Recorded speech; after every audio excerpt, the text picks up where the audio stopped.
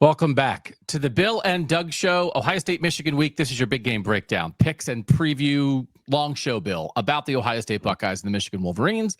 Number 1 versus number 15 in Ann Arbor at noon on Saturday on Fox. Bill Landis, you will be in attendance in the big house. I will be there. I secured my parking at Pioneer High School. I'm ready to go. Remember when there was that guy, the player, the linebacker from Pioneer High School who committed to Ohio State, and like it was such a big deal, and then he came to Ohio State and then didn't do a ton. Oh, right? Or did he flip? He flipped to Michigan State. He flipped to Michigan State late. But yes, I do remember because I went to Pioneer High School, I believe, with Ari to talk to him.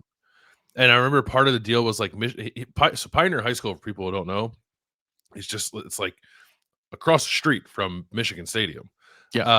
Like literally across the street. And that story, I can't remember the player's name, but it was like Michigan didn't recruit him. He was across the street and they didn't recruit him. Yeah. And when we went to the school to talk to him, we were in the coaches' offices because, by the way, Jim Harbaugh went to Pioneer High School, and there was like a plaque in the office of like a Jim Harbaugh framed jersey that they had like made to honor him. And Michigan recruited that school so little that like Jim Harbaugh never even went over there to pick it up. Like it was just sitting there waiting. It was just sitting there waiting for him. That player, I think, turned out to not be very good. But yeah, he ended up going to Michigan State. Yeah. Right catty corner there. So we're going to dive in here on this matchup. We're going to talk about the vibes, the feelings, Ryan Day and Sharon Moore, that kind of thing on a separate, different 2-hour preview that we'll post on Wednesday about Ohio State, Michigan. Please, if you follow Bill and Doug, do not get confused between which 2-hour preview of Ohio State, Michigan we're talking about. This is the ball talk, offense, defense, special teams, both sides of the ball for both teams here on YouTube and on your podcast feeds for free for the world. We'd love to bring it to you. The other one is subscriber feelings, thoughts, worries, joys from our Substack subscribers, and that will be on our Substack feed only for subscribers later on Wednesday. And we'll also do what you're watching, what you eating, what you're thinking on that show. So if you want to be a Substack subscriber, and listen, we know there's a lot of people here and we're so grateful for it. We got to pump it up a little bit because like we got bills to pay, and we're honored to be part of it. But we'd love to have you join us on Substack. Bill and Doug OSU. Substack.com/the game special. That'll get you a free trial up until the day before the Big Ten championship game. Also, go visit our friends at roback.com. Do your holiday shopping, RHOBACK.com. Really cool gear for your favorite team. You love the Buckeyes, you go in, you click. Do you want a hoodie? You want a polo? Whatever. Nice little design, subtle but classy. Support your team. Buy gifts for your family. Use the code BAD20, BAD20, to get 20% off your first order. Let's get into some of the numbers. Bill Landis. Okay. 121st meeting. Michigan leads the series 62-51-6 because of the vacated 2010 game. There was a time before this 4-game Michigan run, you really were starting to see into the future. Could Ohio State get this back to even in the series? And there is like some discrepancy about what the records are. I think at least there used to be about like who counts what or whatever. And it's like, man, we're going to get to the point where, excuse me, somebody's going to say, hey, this series is tied, and somebody else isn't going to say this series is tied. And I was like loaded for bear on that stuff. And then Michigan won 4 in a row, and we've backtracked from that a little bit. But Michigan did start off the series with a 13-0-2 advantage in the first 15 games. So Ohio State likes to point out that since 1919, Ohio State actually has the edge, 51-49-4. Since Woody Hayes arrived in 1951, Ohio State has the edge, 39-31-2, Bill Landis. And when both are nationally ranked, according to the Ohio State game notes, the record in this game, and they are both nationally ranked in this game, is 22-22-4. So when they're both good, it's even. All right. Let's break the tie in this game. I didn't know that. That's the one thing about this series that can be difficult, is that sometimes one of the teams is not that good. But now what also happens is sometimes one of the teams is not that good The team that's not that good still wins, right? Which is what makes it a rivalry. But I do think when they're both good, it's different.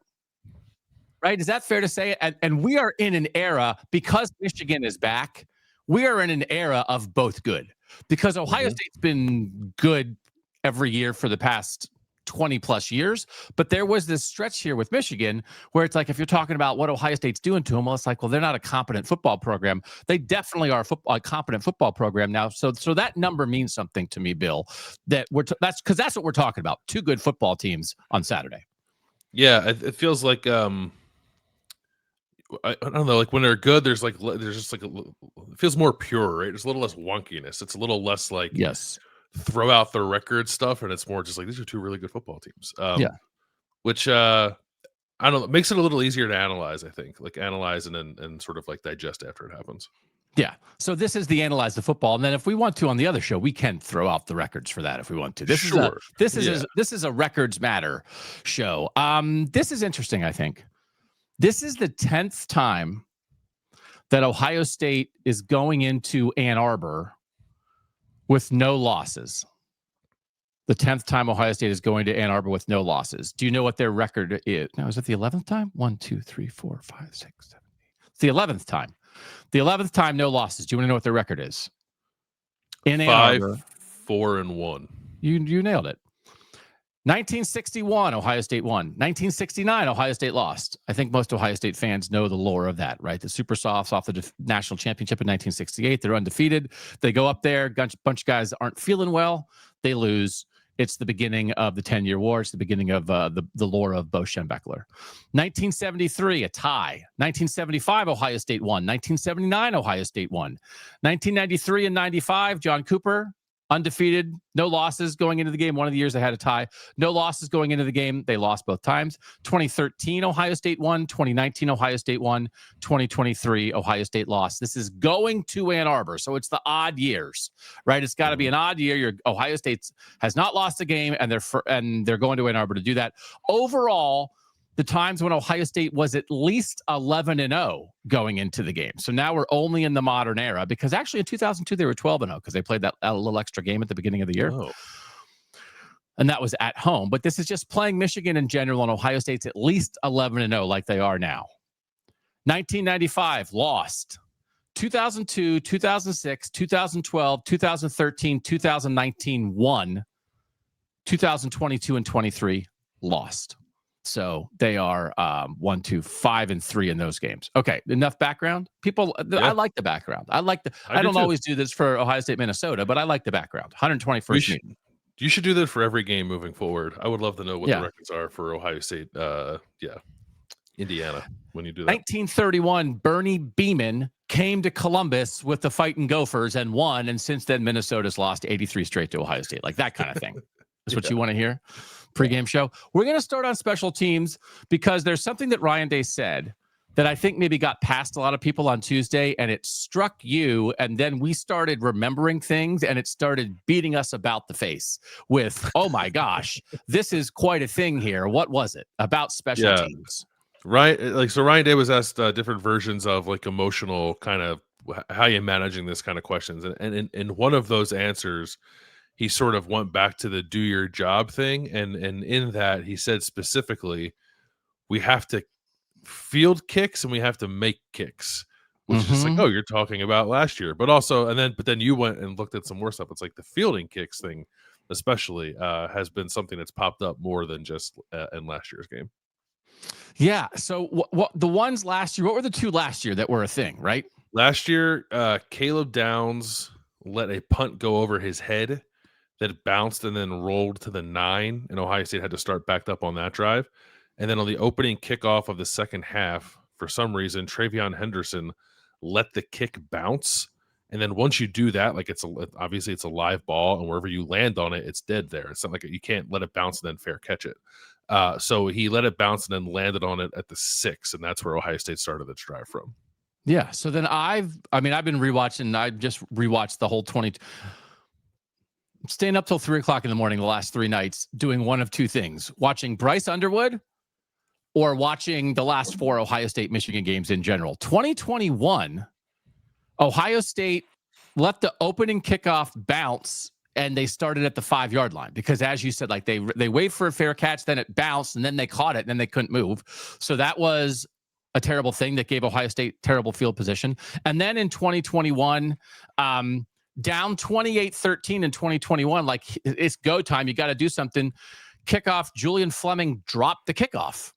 Hit him in the hands, he dropped it, then he picked it up and only got to the 18-yard line. So like now that you have activated in my head, let's catch kicks, it's like, oh my God, this might be the thing they are the worst at in the rivalry game, is Ohio State suddenly can't catch kicks, Bill. And that to me is something of tightness in your own head. Because like it's not that like you are physically incapable of it, right? And you've been doing it forever, and I don't know, maybe the wind's swirling, but that feels like a mental thing. Sure. I think maybe in 21 there was some wind. I think last year the sun may have been an issue, but doesn't excuse it either way. And it's very funny to me that becomes a thing because we've had these ongoing conversations about Ohio State is never particularly dynamic in the return game, although shout out to Lorenzo Styles for breaking the kickoff return streak earlier this year. And we always sort of fall back on, well, just catch it because the offense is good enough. Just catch the ball, start from where you start. And it's like they can't even do that in this game. Yeah. So, I don't know. Somebody had asked, might we see someone different like return punts to weaponize it a little more than Ohio State has this year? And my answer is like, no. They're gonna put back there. I guess it's going to be Brandon Innes because he's the guy who's been back there all year. And even though it's been an adventure sometimes, he's probably the one they trust to catch it the most. So I don't think returning anything is on their mind. Simply not letting it hit the ground, I think, is where they're at with the return game. They want to give you the ball at the 25-yard line in college football right now on kickoffs. They want to give you the ball at the 25-yard line. And to start at the 5 instead because you can't catch the ball is unforgivable. So it's like a personal foul penalty. So this is actually a thing to watch. And I like it when we can do something on the big game breakdown. By the way, of course, we're going to do our picks at the end of this. That's the whole point of this. We're going to give you our picks for the game. And then we're going to talk about feelings, what we think we're doing on the Substack show. And by the way, if you're here, if you're watching, if you're enjoying it, like, subscribe, tell a friend, drop a review on Apple Podcasts. If you're doing that, join us in the comments. Give us what you think of what we're doing here. So that's a big thing. And by the way, Michigan has benched its returner. So it's not. So Samaj Morgan fumbled a punt against Northwestern in a game that Michigan almost lost 2 weeks ago, and they benched him, and they have turned to Andrew Marsh. So Samaj Morgan has actually had trouble like holding on to the ball in every aspect. He's had some drops this year offensively too. But that is an interesting thing because there's a chance, Bill. Michigan did exactly kind of what you're talking about. They had trouble catching it, so their answer is to put their most dynamic player back there. And this, what has been a problem for Michigan, could turn into a strength because he even ripped off a good return against Maryland. That it's like, okay, he's just one of those guys. We're going to talk about Andrew Marsh, the freshman receiver for Michigan, a lot in this show. But it would be like if Ohio State was like, man, we cannot catch the ball, put Jeremiah Smith back there. That's what Michigan did. Well, yeah. Not to compare the Jeremiah, but yeah, I get what you're saying. Similar idea. He is Andrew Marsh is Michigan's version of Jeremiah Smith. It is the super dynamic young talent. So I have some stats comparing his freshman year to Jeremiah Smith's freshman year, a season ago.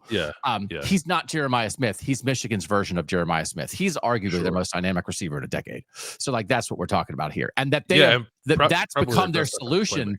Yeah. They've turned what's been a problem for them. It actually could turn into a positive. And in terms of talking about special teams, I would actually be on alert. Man, Andrew Marsh is going to have the ball in his hands on some of these returns. He might be able to pop something because he's their most dynamic player. Yeah, he could be pretty. Is he doing punts and kickoffs? I think so. Because I definitely saw him on a kickoff against Maryland. And the whole thing was like he's replaced Samaj Morgan on punt return. So I think he is doing both. I mean, kickoff, you can at least try to control a little bit. Just boot it out of the end zone and don't give them a chance. Punt return could be interesting because we know that Ohio State's punter, Joe McGuire, does not have a lot of leg. So there could be some opportunities there for Marsh. I wonder, too, if Michigan as a strategy at least early, like may not kick it out of the end zone on kickoffs because in their mind they're thinking, well, these guys kind of drop these sometimes. Let's see if they'll do it again. Let's see if they'll do it again. And maybe let's see if we can't get that thing between the 10 and the goal line and see what happens. Yeah. No, I don't think there's any reason to be afraid of Ohio State's return game. And then field goal kicking is just a mess on both sides. And we'll start with Jaden Fielding, who is 2 of 5 on field goals against Michigan the last 2 years. So in 2023, he missed a 52-yarder at the end of the first half, and last year he missed a 34-yarder and a 38-yarder in a game they lost by 3 points. He's 42 of 52 in his career at Ohio State, Jaden Fielding is. He's 2 of 5 against Michigan, 40%, and 40 of 47 against everybody else, 85%. I just am not going to assume anything about Jaden Fielding walking on the field in Ann Arbor Saturday because there's nothing in his. I think he misses. So a 52-yarder at the end of the half, what are you going to do? But I think he missed 2 field goals against Michigan last year because it was the Michigan game, and it's nervy. And so my analysis of it is I don't care what he's done during this season or in the rest of his career. He showed last year that he can miss easy field goals in the Michigan game, and I think that has a chance to be a factor. I think it does too. My only analysis of it is that they are going to try their hardest to not put him out there. Yes. Like I don't have an Ohio State field goal in my score prediction because of I did my first score prediction. I had a field goal. It's like they're not going to kick a field goal. They're not even going to attempt it. I don't think. Yeah, it's an issue. Like, and it's not. I mean, one thing if it was just like the 50-yard conversation we've had in the past about Jaden Fielding, because he's not good from distance, but he's pretty good otherwise, unless he's playing Michigan. Like those were NFL extra points he missed last year, and pretty sterile conditions aside from it being cold, right? So I just like a wholly unreliable part of Ohio State's game going into this. Yeah. And if I were Ryan Day, I wouldn't have any trouble putting him on the field in the Big Ten championship game or the playoff. In the Michigan game, you have to think about it differently, I think. Mm-hmm. And then the issue for Michigan now is like their field goal kicker, who was a first-team All-American last year, is the same guy, Dominic Zavada, and he's lost it. He's absolutely lost it. Last year, he was 21 of 22 on field goals and 7 from 7 from 50 yards or more, including a 54-yarder that he drilled against Ohio State that won them the game. Mm-hmm. The field goal kicking difference was the difference in the game last year. Everything else came down to field goals. Mm-hmm. Ohio State missed 2 makeable ones, and Michigan drilled one they had no business making. 21 of 22 last year, 7 of 7 for 50. 12 of 19 this year, 1 of 2 from 50 plus. The last 3 weeks, he has missed 3 field goals. Against Northwestern and Wrigley Field, he missed a 34-yarder from the right hash that he pushed right. Then he missed a 60-yarder that had the distance that he missed right. And against Maryland last week, he had one from the left hash that he also pushed right. So he has missed 3 field goals the last 2 weeks, pushing kicks to the right. And last week against Maryland, it felt like what we have seen with Ryan Day and Ohio State during the course of this season, a situation where you could go for it in a game that you have in hand, and you choose to put the field goal kicker out there. And it felt like Sharon Moore was trying to get Dominic Zavada going after he missed 2 at Northwestern, and then he missed another 30-yarder. Mm-hmm. So he was the best kicker in the country last year. He's missed 7 kicks this season. Like it is like a real thing this year for Michigan that he's the same guy, but he's a completely different guy. But do you think because he was so good last year, including in this game, that Sharon Moore probably will trust him a little more than Ryan Day might trust Jaden Fielding? Yeah, I think so. And I think I think it is realistically 2 kickers in the game that I don't think I would trust either of them. But I think one coach will trust his kicker and one won't. And so then is that a plus or a negative? Tune in to find out. I don't know. Ryan Day is not going to ask Jaden Fielding to try kicks that I think Sharon Moore will ask Dominic Zavada to try kicks. And that was the crazy thing about Fielding's miss from 50 in 2023. It's like they played for the field goal. They were kind of driving and could have pressed it and tried to score a touchdown or at least get closer. And Ryan Day just like let the clock run out because he was in his Michigan shell shock on the sideline and never called the timeout. Right. But they won't do that this year. For their sake, I hope they don't. Yeah.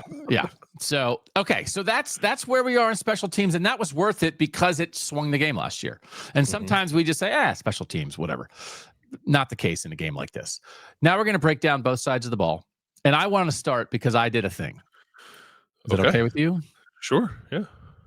I took Michigan offense versus Ohio State defense. Ohio State's defense has allowed 9 touchdowns and 8 field goals in 11 games, 7.6 points per game. I think you could argue they've given up like 6 touchdowns with their first team defense on the field, and 3 of them, 2 are against the backups, and 1 was like sort of half backups, half starters, or at least like Caleb Downs wasn't in the game. So I think it's not unfair to say they've really kind of given up like, I don't know, 1, 2, 3, 4, 5. You know what? It might be 5 touchdowns and 4 against backups. They gave up 1 against Texas, 1 against Ohio, 1 against Illinois with everybody on the field, and then 2 against Penn State. I actually think it's 5 touchdowns with the first team defense, and one of the ones against Penn State was a short field after a fumble. It was like they started at the 13. So I think the one against Ohio was a one play scoring. One play. Yeah, but it was at least against the starters, but it was like, they just beat Lorenzo Styles in a slot fade, and then that Hendricks guy ran away from everybody. So I think the first team defense has given up 5 touchdowns in 11 games. Is that good? Seems pretty good, yeah. I did not get it done yet. It's going to be on our Substack site soon. How often the better. When you're comparing 2 things, it's when it's only better. When you're comparing 3 or more, then it's best. So it's not the best defense in this game. It's the better defense in this game because only 2 teams are playing. Grammar corner. The better defense in the Ohio State-Michigan game usually wins. And that's not how I've thought about it in the Ryan Day era, because you think about offense. But this Ohio State defense, just so everybody has a handle on this, the Brian Fremeau index that we like, those ratings, which are a drive-to-drive measure of a defense's success, the top 3 defenses since 2007 when Brian Fremeau started this, they are number 1, Alabama 2016, number 3, Georgia 2021, number 2, Ohio State this year. That's what we're talking about. We're talking about the second best defense in the last 18 years in college football by one measure. That's what we are talking about.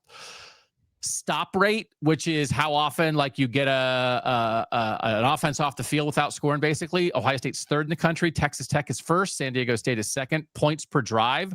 Ohio State is 1st in the country. Overall success rate, the do your job defensive success, play-to-play rate, they are 13th in the country because they kind of let you do a little bit here and there before they really shut you down. SP plus defensive rating, Ohio State is 1st. So like this is what we're talking about, Bill. We are talking about not just, if you talk about the best defense in the country, it's Texas Tech, Ohio State, and maybe Oklahoma in there a little bit, right? So I think those are probably the best 3, and those are all 3 at the moment playoff teams. But I think some of this other stuff, we're not talking about, I think you can call Ohio State the best defense in the country outside if people in Lubbock would complain. But we're also talking about like a historic level good defense, not just good for this year, good for the last 2 decades. Yeah, they keep flashing up every time they're on TV, like the whatever, and I don't know where they get it from because I don't have access to the numbers, but like the fewest amount of points allowed by a team within so many games. And I think last week they put them up there, and whatever it was, 7.5, and like every other team they were grouped with won a national championship, right? Like Joel Klatt ran through that, so and they've been doing that all year. So yes, this is Georgia, the Georgia 2021 in here. It's Michigan 2023. It's what you're talking about. Yes, there's a Florida State from the 90s, I think, in there too, right? Just I mean, it is a cliche. It is probably the biggest football cliche that defense wins championships, but it happens to be truthful. And the fact that you, and again, it's not surprising. Like the defense wins the game is not surprising either. But to your point, like I have never really thought about it in those terms either, primarily because Ohio State for the first half of Ryan Day's tenure was an offense first team that for a couple of years had terrible defense. And now it's kind of flipped. They still have a very good offense, but this is a defense first team. And so just like some of these comparisons for an offense-defense comparison for Ohio State and Michigan, again, from Ohio State's 1 on defense, Michigan's 18th on offense. SP plus, Ohio State's 1st on defense, Michigan is 45th on offense. So this is Michigan's got a challenge on its hands. We just want to, like, foundationally, when you talk about this side of the ball, what you have to start with is one of the units is the best in the country. Besides watching Bryce Underwood, I watched 4 games of Arvel Reese. I rewatched the Penn State game and the last 3 games. And I have bad news and I have good news about Arvel Reese. I just watched him play football every single snap. And during the course of the broadcast, they're still in the mode of saying, like, Arvel Reese, incredibly disruptive. And they show all these stats, right? And they zero in on him. And here's the truth. The last 3 games, Arvel Reese has not been disruptive. It is, like, factually correct. He has not been disruptive. The number of pressures by game, so I didn't count the Grambling game, but number of pressures by game, 5-2-2, 3-4, 3-3. And now the last 3 games, he has 1 total in 3 games. He's not been disruptive. Facts. Here's the good news. He's not trying. He is in neutral.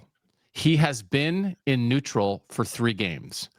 And this is 0 about Arvel Reese. This is not Arvel Reese packing it in. You watch this way, and you have brought it up several times. Have they kind of dialed back, powered down Arvel Reese? You brought it up. You've said things like that, and you do much more film rewatch than I do.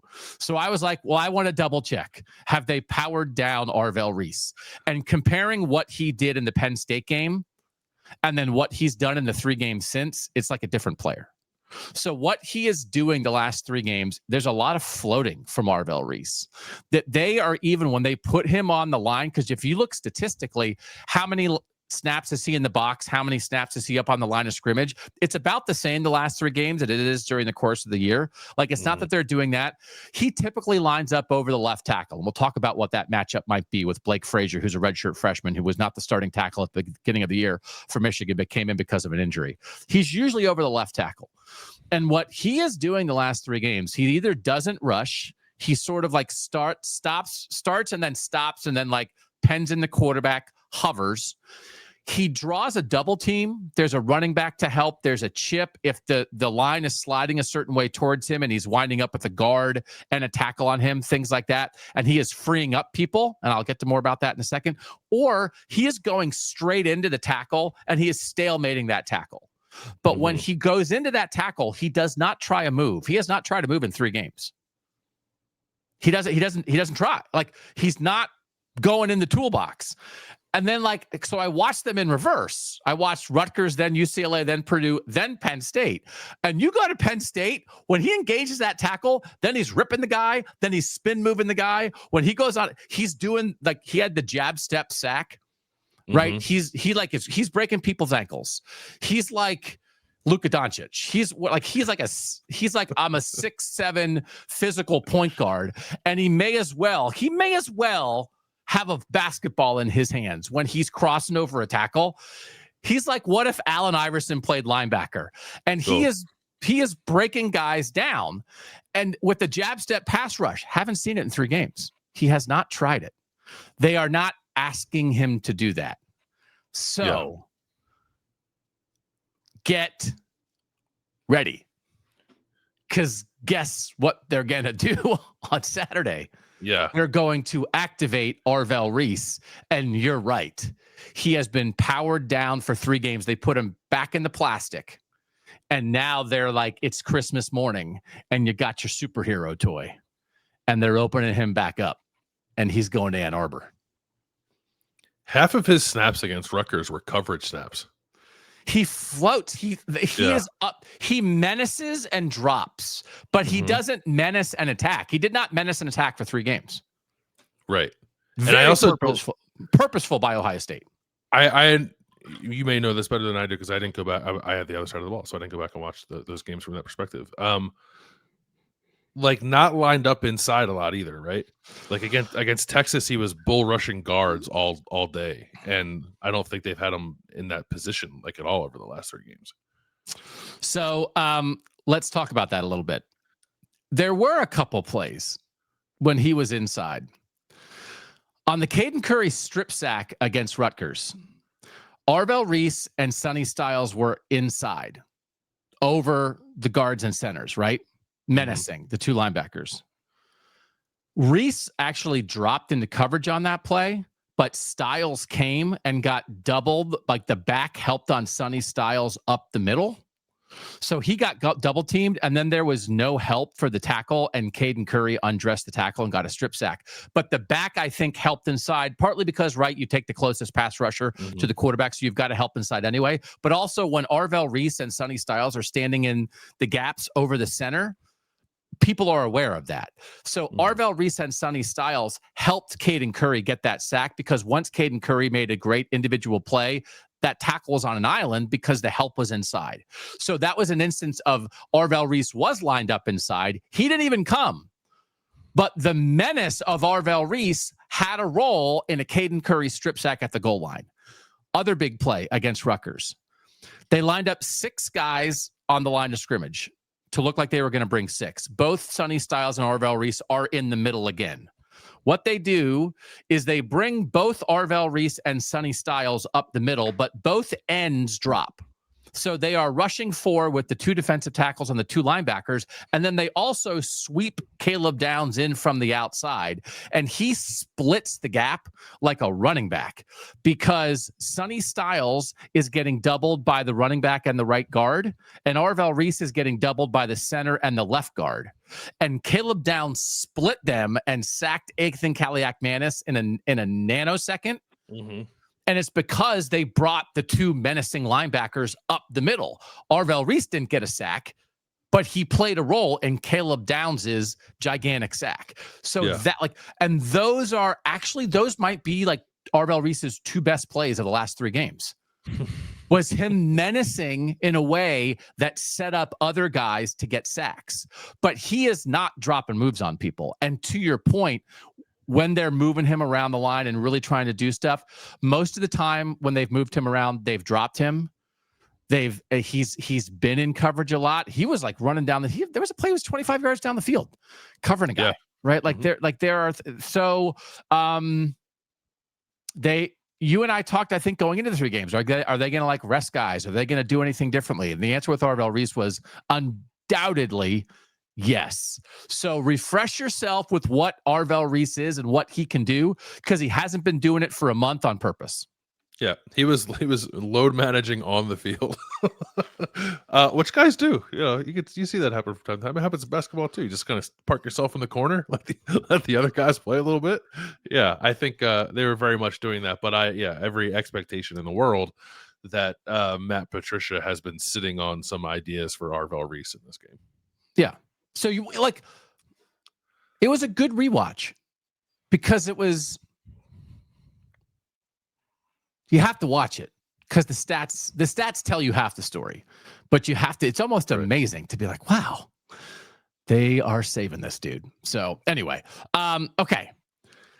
Other stuff on like some defensive guys that matter for Ohio State. Caden Curry, 10th best pass rush win rate in the Big Ten. Kenyatta Jackson is 39th. They're 2 edge guys. Caden Curry, 36 pressures, 7th in the Big Ten. Kenyatta Jackson, 28. Arvel Reese, 23. Arvel Reese had 22 pressures in his first 8 games and 1 pressure in his last 3. Right? This is just what we're talking about. There was a time like in the first month, Arvel Reese was like 4th in the Big Ten in pressures. He's like in the 40s now, right? Ohio State does not blitz quarterbacks who can move. Do you think they will blitz Bryce Underwood? Yes, because I think Bryce Underwood I think he has shown he's a freshman. He's not good against the blitz. Watching the last 2 games against Maryland and Northwestern, they blitzed him into mistakes. Ohio State only blitzed Ryan Brown and Purdue 35% of the time. They blitzed Damon Williams and Washington 23% of the time. The more static quarterbacks they've gotten after more often, right? So this is interesting. It is an interesting decision, because like the whole thing with Damon Williams in Washington, they sacked him 6 times. 4 of the 6 sacks came when they did not blitz. They were coverage sacks, right? They were pen the quarterback in, don't let him escape. There's nothing there. There's nothing there. And finally you go get him, right? You spy him, you cage him, and there's nowhere to go. We're going to get more into the Michigan stuff specifically. Bryce Underwood's pretty good at escaping up the middle. I feel like sometimes when young quarterbacks scramble, like they run backwards and then like try to get outside in a way that like Ohio State often doesn't let you do. He's had some decent scrambles where a pocket collapses around him and he goes forward and it's 3rd and 4 and he goes and gets his 6 yards and makes a decision and goes. So I think this is a pretty big decision by Matt Patricia in the cat and mouse game of, do you want to heat up a young guy or do you want to cage him in and make him throw? Right now, his scramble yards aren't through the roof and the design runs almost don't exist, but there are decent scrambles. If you're just watching the last couple games, there's some decent scrambles here and there, especially on a couple 3rd downs where he can do some stuff. I have a different kind of view on it. I really thought, and I didn't go back and watch the whole season. I've watched the last 2 games. I thought I didn't think he was seeing the blitz well at all. I thought when he was blitzed and in the pocket, he looked uncomfortable. And when he was effective as a scrambler was sort of like when he was already designed to be out of the pocket. And then just like they do roll the pocket. They roll the pocket. Kept running. His last 3 games against the blitz, Purdue, Northwestern, Maryland, he's 9 of 17 for 84 yards, 4.9 yards per attempt, 1 touchdown, 2 picks, and a pressure to sack rate of 33.3%, which is pretty high. Okay. You would blitz him. Bill Landis, defensive coordinator, would blitz him. You think Matt Patricia, defensive coordinator, will blitz him? Yeah. Okay. I'm not sure. I'm curious. Because I do the hard thing about Underwood is he might have the longest distance between floor and ceiling of any quarterback in the Power 4. Like when he can look really good at times, and then he can look young the next play. Yeah, he's we've talked a lot all year, right, about how good Julian Sain is against the blitz. He remains the highest graded passer in the country against the blitz. Bryce Underwood's 52nd. Okay. A little bit more in Ohio State.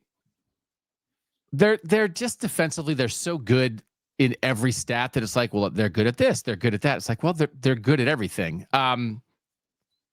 Passing yards allowed per game, they're first, 127 passing yards allowed per game. Opposing passer rating, they're 4th in the Power 4. They've allowed 5 touchdown passes. They have 6 interceptions. This is not a defense that turns people over very much. They have 12 turnovers, 6 fumble recoveries, 6 interceptions. That's 88th in the nation. So it's not a big thing that they do. They have 29 sacks. That's 23rd in the nation. 67 tackles for loss. That's 38th. It is more predicated on stopping you, as we've covered this many times. It is not about turning teams over necessarily. It is not always about like, we're going to light you up and get 10 sacks and destroy you. We're just going to make it very hard for you to do your job consistently. We're not going to let stuff get over our head. And if we make you make 7 good plays on a drive to score a touchdown, we think you can't do 7 good plays. And that's the part of me a little bit that with the ceiling of Bryce Underwood, but like maybe the inconsistencies. Can Bryce Underwood make 7 good throws in a drive?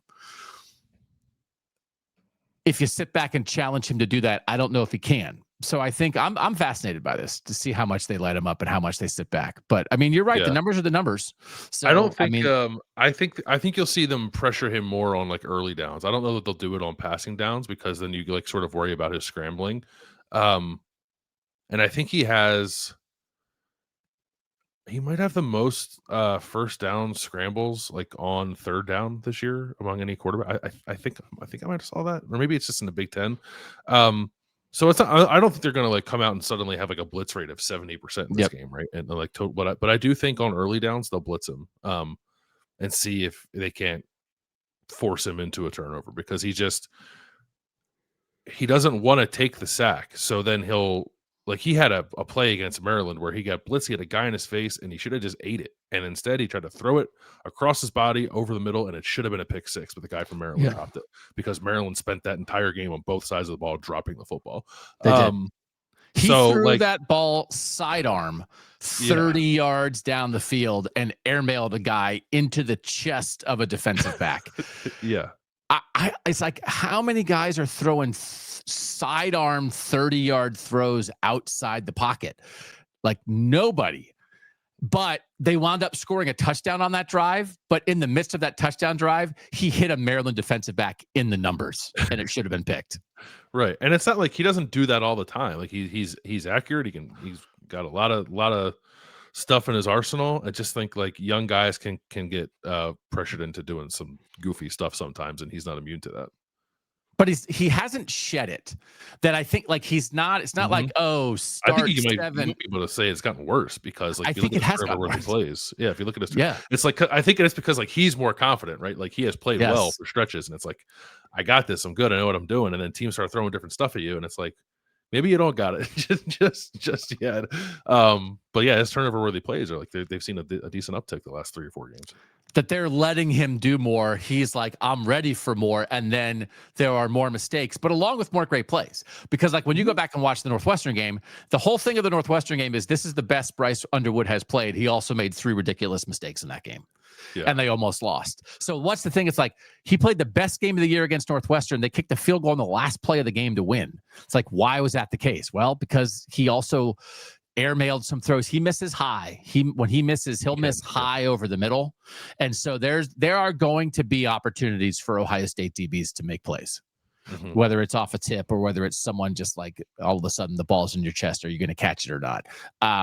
But then he'll get in the RPO game and he's amazing. He's a great watch because when he's on, he is quick. He is quick with a rip, man. Like it is out of his hand. Yeah. Some of those throws down the seam. Which is not like that's not. He is.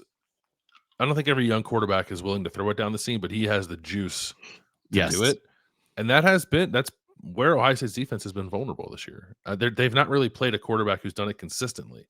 Popped up like 2 times against Washington, popped up a time or 2 against Illinois, popped up a time or 2 against even like Penn State, but no one has just like gone down the field like seam ball. And of course, like if that were to happen, Matt Patricia would adjust, but Underwood, I think will attempt and make probably more of those throws than the previous quarterbacks Ohio State has faced. But we did a whole show earlier in the week on sort of the quarterback mistakes that Ohio State has made the past 2 years. For Ohio State in this game, it has to be the case that the Michigan quarterback makes more mistakes than the Ohio State quarterback. That has to be the case because that has been their calling cards. Julian saying his efficiency. Bryce Underwood is a little bit high ceiling, low floor, is capable of great plays, but is capable of mistakes. And so they have to take advantage when Bryce Underwood does airmail a throw. They have to, whether it's blitzing frequently or just blitzing strategically, or Kenyatta Jackson or Caden Curry blowing up these tackles that might be there for the taking and forcing him into some plays, because they'll also force him into some situations where he'll make a play. But they have to force him into mistakes and then capitalize on them when they happen. And it can't be the kind of game for Ohio State where they drop 3 interceptions from Bryce Underwood and Julian Sand makes 1 mistake and it's a pick 6. Right? Like that's so it's just the way these quarterbacks play. And the fact that one's a redshirt freshman and has been around a little bit longer and one's a true freshman. So that's a real thing. I also want to make sure we note that Davison Igbinosun is playing awesome. Is he not for Ohio State? He sure is. Yeah. Davison Igbinosun, the first 5 games was targeted 18 times and gave up 11 catches. The last 6 games, he's been targeted 19 times. He's given up 4 catches. He's playing at an All-American level. And Andrew Marsh and Donovan McCulley give Michigan real receivers. Davison Igbinosun is gigantic in this game because he only has 3 penalties this year. He is smothering people with his coverage. He is playing with it. He's always been a very confident player. Davison Igbinosun is playing the best football of his Ohio State career in the last part of his senior season. And it is incredibly impactful. And it just is really going to matter because guess what? Michigan actually has threats in the passing game. And Jermaine Matthews has had a couple penalties the last couple games. And like there have been times it's like, oh, who's the better quarterback for Ohio State? Davison Igbinosun is not that Jermaine Matthews is playing bad. IGB has been great. And I think he's going to play a huge role on Saturday. Yeah, I think like Jermaine has had more like ball production in terms of interceptions. Although the interception that Davison made against Rutgers was awesome. It just got called back for a penalty. Yeah, I mean they're both huge. I think the McCulley's got size, right? So that's the matchup that is interesting to me because Davidson's a huge corner. And he was in a matchup, this past week with Rutgers with two pretty big receivers as well, and those were physical matchups like down the field. I think one thing you have to watch in this game is how that might get officiated with Davison against Donovan McCulley. You kind of just hope they let them play because I'm sure they're going to be pushing and grabbing each other the whole game. But Davison has that reputation, so and he's done a good job of not putting himself in like compromised positions this year. But he's definitely going to have to do it in this game because he's going to be, I think, in another kind of physical battle with a pretty big receiver in this one. Lorenzo Styles was hurt last week. He's had a shoulder issue. Ryan Day said on Tuesday that he's going to practice this week, so it certainly feels like he could be back in this game.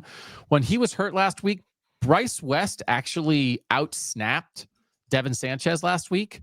Typically, their answer has been in those situations that Jermaine Matthews moves inside to the slot when Lorenzo Styles was hurt. That's what happened against Illinois, and Jermaine Matthews started there. And then they played Devin Sanchez as a starting outside corner instead of just in their dime package. But they really went to Bryce West in the slot a lot for this. And so it was West in the slot. And then when they needed a deep safety, when they go to that dime package and Lorenzo Styles usually drops back deep, they were putting Leroy Roker in there in that spot. So Devin Sanchez has been thrown at when he's been in games, whether it's because of an injury or whether it's because of his situational role.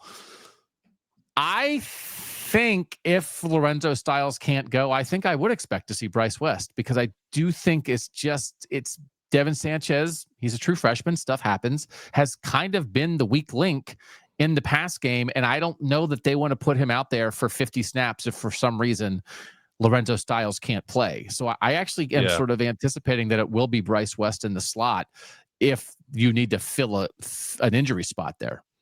I agree. I think Sanchez will continue to play his like dime role, but and because the other thing to consider too is Michigan is going to run it a lot. West is a better tackler, so and Jermaine Matthews is a good tackling corner as well, but West might even at least probably whatever, it's PFF tackling grade. West has a higher grade than Matthews. So I think you have to do that calculation as well. Now, as we mentioned before, how much does the nickel play in this game? Because how much are you going to play Peyton Pierce and three linebackers? But when you are playing the nickel, you still want to make sure you're sound against the run. And I think Bryce West probably gives them a better chance of that. But also we think there's a decent chance Lorenzo Styles is okay and plays. I bet he tries. Yeah. I'd be like, he's from Ohio. He's a fifth-year guy. It's his last OSU Michigan game.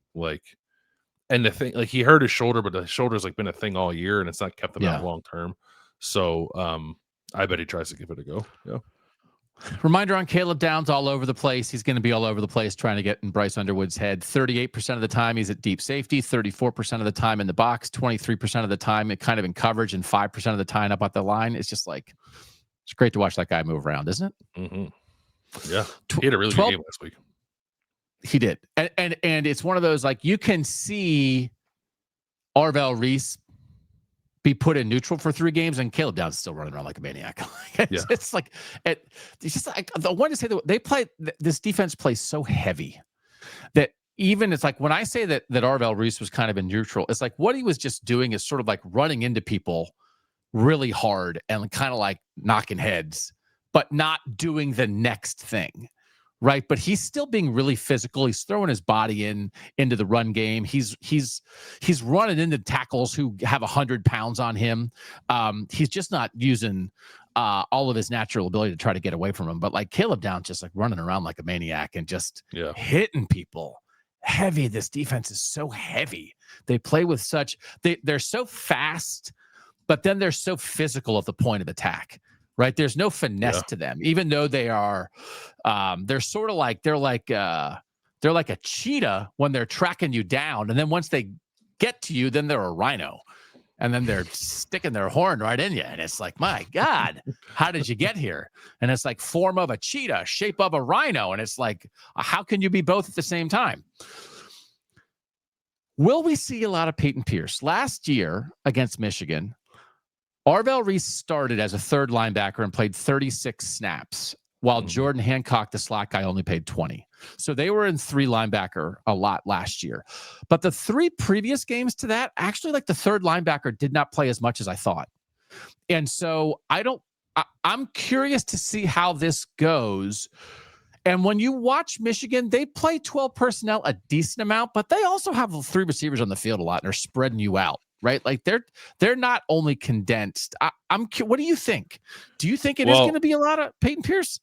Yeah, because it depends on like Samaj Morgan's the third receiver, right? But is he so much in the doghouse that they're not going to play him? He didn't make the trip last week, right, for the Maryland game.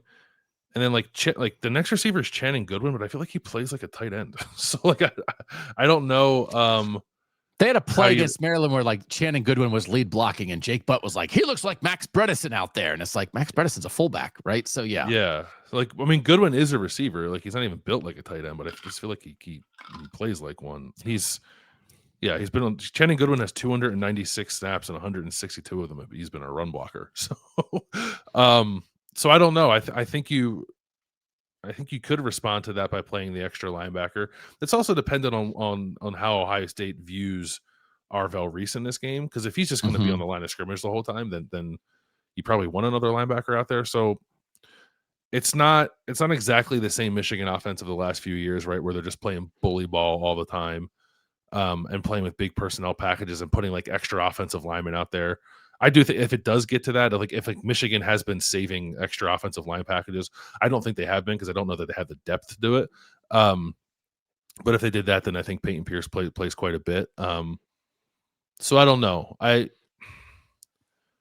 guess as we get closer to it, my lean is maybe that Ohio State's a little more in its base defense, which is to play the nickel. Yeah. Because I just think like, oh, Michigan, you end up playing three linebackers a lot. And like it's not the norm. Last year it was more, but the 3 years before that, it was not the norm. They had the slot on the field a lot. Definitely right. Third down, Peyton Pierce will be in the game. Arvel Reese will be up on the line of scrimmage, that kind of thing. But like will Peyton Pierce start? I would say probably not. Because the other complicating thing is Max Bredesen's hurt, like their tight end fullback. Which like he's the guy that like kind of puts them in 12 personnel, right? So if he's not available, they're still going to use that position to do like a backup in that role, but maybe they use it less. So that maybe if they're using that less, then that cuts into Peyton Pierce's potential snaps. I still have to get to the Michigan side of this. It's going to be a 3-hour pod. But by the way, just looking up Max Bredesen's stats and where he lines up, he still lines up as an inline tight end like most of the time. And he's a fullback maybe like 25% of the time. Is Max Bredesen what Ohio State wants Nate Roberts to be? Yeah, except that Bredesen's actually a fullback. But he plays a lot of tight end. But he's not built like one. Are they like leaning into Nate Roberts' fullback stuff so that when he is a starting tight end, he can play inline tight end 75% of the time and fullback 25% of the time? And they know he can play tight end, so they're giving him a bunch of fullback snaps this year to turn him into Max Bredesen. No, I just don't. Max Bredesen's 6'2". He's 6'2", 250. Like he's a fullback. Who will line up on the line of scrimmage like a tight end and then motion into the backfield and then be a fullback. I just don't like, they're not the same type of player. There's no one on this roster, which is why I want them to recruit one, who is built like Max Bredesen. Okay. Just trying to throw Nate Roberts a bone there. It's like, my God, it's like, because you watch throw him fewer bones. I'm done with the fullback stuff. But because you watch Nate Roberts try to do this stuff for Ohio State, and you're like, what is that? And then you watch Max Bredesen do it for Michigan. It's like, that is beautiful. Mm-hmm. Right? But that's what he was recruited to do. And he's been there forever doing it. Yeah. Well, so give Nate Roberts 5 years of this stuff, and maybe by 2028, it'll be Max Bredesen. All right. I'll have some patience. So, and we haven't like stopping the run. Ohio State's defense is 7th in rushing success rate as a defense, which is quite good. They give up 2.67 carries per carry. Only Texas Tech and Oklahoma are better in the P4. They give up 80 rushing yards a game. Only Texas Tech is better in the P4. So this is also like a very good run defense, right? Do you feel good about Ohio State's run defense? Yes, I do. And like it's faced some good back. Like I don't know if it's faced like excellent rushing attacks, but it's faced some good running backs. Jonah Coleman, Katron Allen. There's one more there that I was thinking. The guy last week, Antoine Raymond at Rutgers, really good. 1,000 they've kind of shut them all down. Okay, so to talk more about that side of it, let's get to some Michigan personnel. Just so you guys know, they are starting 3 redshirt freshmen on the offensive line, which is like if Ian Moore, Gabe Van Sickle, and one of the Armstrongs twins were starting for Ohio State. Just to like put this in context, right? They are starting 3 redshirt freshmen. Blake Frazier, the starting left tackle, started the last 5 games. Evan Link was the starter there. He got hurt. He's a redshirt freshman. He was the number 209 recruit in his class. Jake Guarnera has started the last 9 games. He did not begin the season as a starter. He's the number 506 recruit in his class. He's a redshirt freshman. I think he's really good. Yeah.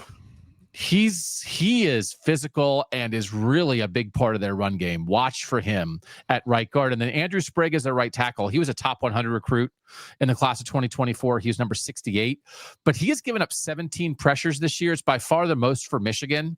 It's not that bad. There are tackles in the Big Ten that have given up 37 pressures. So 17 is not ridiculous. For comparison, for instance, Philip Daniels has given up 13. And there have been times where we'll be like, I don't know, Philip Daniels. So like, I do think Andrew Sprague, who is the biggest recruit, is probably the leakiest part of that. And then Greg Crippen's their center. I think he's good. And Giovanni El-Hadi is the left guard, and he's pretty decent. Interior of the offensive line is pretty good. When we talk about the run game and with Jordan Marshall, who we'll get to in a second, this is one of the 10 nominees for the Joe Moore Award for the best offensive line. Yeah. I think the tackles can be got. I think so too. In pass protection. I think running the ball, I think the interior offensive line for Michigan could get some stuff done. Generally, or in this game? Like, you think that you like, because I think Caden McDonald's going to eat their lunch. In general, I think they are a good run blocking offensive line, and they have done a good job. When you see, and we'll get to Jordan Marshall, when you see Jordan Marshall be effective, it is typically center guard, here's a hole, he hits it, he's tiptoeing and maneuvering through the second level of the defense, but that's how it gets started. Will that get started against Caden McDonald and Edric Houston and Sonny Styles and Arvel Reese and Peyton Pierce? I think it's a great matchup, but I do think they are generally pretty good at it, and maybe the best offensive line and running back combination that Ohio State has faced. It's either this team or Penn State. Right? Penn State's O-line has good individual pieces, but it probably has not played nearly as well collectively as Michigan's offensive line is. It's weird. Like Michigan is more like some of its parts than Penn State is, but Michigan's offensive line is better. But you think Caden McDonald's a tremendous player, has a chance to be a first-team All-American, as a finalist for the Outland, right? Outland, yeah. You just said the phrase eat a lunch, eat someone's lunch, eat their lunch. Yeah. I just I think like the and it's not because I think Michigan's offensive line is bad. Probably better than last year. I do agree with you. They're more sound on the interior than they are at the tackle position, and part of that is just experience. I think some of those guys, like Crippen, started against Ohio State last year because of injury, right? And El-Hadi, I think, is a 5th-year guy who's been there a long time. 2 veterans and 3 young guys. Yeah, so it's not that I think they're bad. I wonder about their athleticism. I think more than anything. And I don't think they're gigantic or super athletic, but when they work, they're just turning guys and our technique sound in creating a crease, and then Jordan Marshall has good vision. Yeah, they're incredibly well coached. That's been a constant for Michigan's offensive line. The talent level has come and gone a little bit, I think, over the last couple of years, but they're always well. They're never technically deficient. They're always very good with that. Yeah. So you might be, they're good technically, but then if Caden McDonald is making you hit yourself, why are you hitting yourself? Why are you hitting yourself? It's like, I'm good at technique, and Caden McDonald's like, I don't care. That could be a thing. So right, because I do I guess I wish I would have went back and watched what Caden McDonald did against Vengo Awane at Penn State, but they have seen better individual interior offensive linemen, but the group of this group is good. The center guard is probably the toughest matchup they've had so far this year for Ohio State's defense. And then Marshall hit the hole. Justice Haynes was their leading back. He's hurt. He's out for the rest of the regular season at least. He was averaging more than 100 rushing yards per game. Jordan Marshall was like the number 2 guy in a 1-2 combo. Now he's the number 1 guy. He's Did you watch any of Haynes like when you were, or did you not because you didn't think he was going to play? I watched a little bit here and there. I watched some of the Nebraska stuff. Like I watched the 75-yard run against Nebraska. Okay, so if I tell you that like I kind of like Jordan Marshall a little more, how do you react to that? I think Haynes is more explosive. Yeah. I think he's no doubt more explosive at the second level. Marshall might get caught. Haynes is going to run away from you. But I think sort of like picking his way through the defense and maybe getting 7 when only 3 was there, I think Marshall might be better at it. Yeah, that's kind of how I feel too. He's just like very patient and seems to see things quickly. And he like runs with like a really good center of gravity and doesn't really ever go down on the first hit. It just like falls forward. Yeah, falls forward. You're right that like there was a run against Northwestern where he got loose and didn't score, and I was like, Justice Haynes probably scores. But run to run, I think Marshall might be a little more efficient. Yeah, very good back from Cincinnati. Had been recruited by Ohio State. It was kind of a big deal that Michigan got him, second-year guy. Ohio State got James Peoples instead, right? So, like, this is what we're talking about here. So people know that Jordan Marshall is good. Both Haynes and Marshall have 4 runs of more than 50 yards this year. Individually, they're tied for 3rd in the country. Michigan, 8 overall, 50-yard runs. Best in the country. So they are explosive in the run game, but the way they're explosive mostly is like block here, block there. They're when they're on point, they are very good at getting to the second level. And when you watch them at their best, they get to the second level and a linebacker can't get off the block. Sonny Styles is good at getting off blocks. So these guys have to get off blocks. Caleb Downs, Sonny Styles, Jalen McClain. You can't get blocked by these interior offensive linemen who get to the second level. So that's going to be a huge part of this. Jordan Marshall, 100 yards in each of the last 4 games. Did not play against Maryland last week. More precautionary with the shoulder injury. He's definitely going to play this week. 25 carries against Washington, 25 carries against Purdue. I think he carries it 25 times on Saturday. Yeah, I think so too. I think he might have been one of the flag planting culprits last year too. I was rewatching the game. I think I might have saw him. You're rewatching the flag planting. Okay. Yeah. Moeller kid planting a flag. Okay. I'm sure Moeller kid who's mad that Ohio State didn't recruit him. By the way, the guy who's responsible for that is now his position coach at Michigan. Yeah. But they did offer him. Didn't they offer him? Late. But was it but they weren't as into it as Michigan was? Yeah. So anyway, like this is like it's a good, efficient, proficient run game. Right at its best, it looks like the what Michigan always does, which is make initial blocks like Greg Crippen combo block, man. Boom, boom. All of a sudden, I mean, look, when it's one of those things, man. It's why you like offensive line play. When offensive line play works, it's like, why don't teams run for 40 yards on every single play? This is so easy. And also, there's a lot of banana angles. So I don't think Jalen McClain and Caleb Downs are not banana angle kind of safeties. So I also think like Michigan at times they beat Nebraska because they ran 3 long touchdown runs. I don't think this is a defense that even if it's not Caden McDonald destroying things, I don't think the back end of this Ohio State defense is going to let Jordan Marshall get out of the house for 50. Famous last words. It hasn't happened. And it does not. It feels to me like something Michigan needs. Yes. Right. In order to be its best self offensively, and it's just like a heck of a thing to have to rely on. Yes. Again, not to say that it won't happen, but there's just been nothing to suggest that Ohio State is susceptible to that. Because it's just such like Jeremiah Love. When Jeremiah Love at Notre Dame is breaking off runs, and I know he did nothing against Ohio State in the national championship game last year, but when he's at his best, he's dropping double spin moves on people, right? And he's doing he's having extraordinary individual efforts. That's not what Jordan Marshall is doing.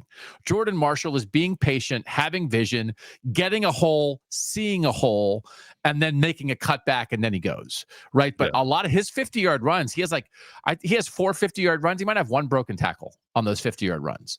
The rest of it is he's taking what is there, and vision really matters. And there was somebody in the chat who's like, man, that's one of the biggest differences between Ohio State and Michigan is I feel like Marshall's vision really shows up, right? And maybe if you feel like Ohio State at times has missed that, I think that it's been pretty good lately. So anyway, watch for Jordan Marshall. watch for Caden McDonald. Tight end, Marlon Klein's their inline tight end. Bredesen is the fullback tight end. They'll play them both. Bredesen hurt his foot last week. He was on the sideline in a walking boot and crutches at the end of the game. Might play, might not. The receivers, Donovan McCulley, 32 catches, 58 targets. Andrew Marsh, 42 catches, 53 targets. Samaj Morgan in the doghouse, 19 catches, 35 targets. Channing Goodwin, 11 catches, 22 targets. Andrew Marsh, his first 4 games, 1 catch on 2 targets for 30 yards. Andrew Marsh, his last 7 games, 611 receiving yards in the last 7 games, 41 catches. Last 7 games, average 6 catches for 90 yards a game. Power 4 receivers since week 6. He's 9th in overall rating. Jeremiah Smith is 1. Carnell Tate is 2. And he's 4th in overall receiving yards in the Power 4 since week 6. And he has no drops. And you look at Ronnie Bell, Roman Wilson, Nico Collins, guys like that. I think he's playing like Michigan's best receiver in a decade. So like this is what we're talking about. He was the number 82 overall recruit, the number 13 receiver recruit in this class. For instance, Quincy Porter at Ohio State was the 4th ranked receiver recruit. DeCorian Moore at Oregon was number 1. He's 3rd among true freshmen in receiving yards behind Malachi Toney from Miami and Braylon Stacy from Tennessee. Last year, through 11 games, Jeremiah Smith, 52 catches, 895 yards entering the Michigan game. Andrew Marsh, 42 catches, 641 yards, but he basically didn't play for the first month. So like impact, since he started playing, impact statistically and what he means to the offense, it's very similar to Jeremiah Smith for Ohio State last year as a true freshman. Now he's 6 foot 190. He is not nearly the physically imposing kind of player that Jeremiah Smith is, but the way they use him, you will see Bryce Underwood throw him the ball 3 straight times. He's their deep threat. He's their short threat. He's their everything threat. McCulley is the big physical guy, but they lean on Marsh a ton. And he's very, very good. He is very good. Yeah, I think that you mentioned some other good Michigan receivers in the past. The difference with Marsh is like they actually use them, right? Like they build the offense kind of around him. They move him around in a lot of different ways. He'll be in the slot, he'll be outside, put him in the backfield and run routes out of there. You hit a really nice wheel route out of the backfield against Northwestern. Great design. You get your best receiver in a wheel route concept where he immediately has leverage and an angle on the corner, and it was like they're going to run that.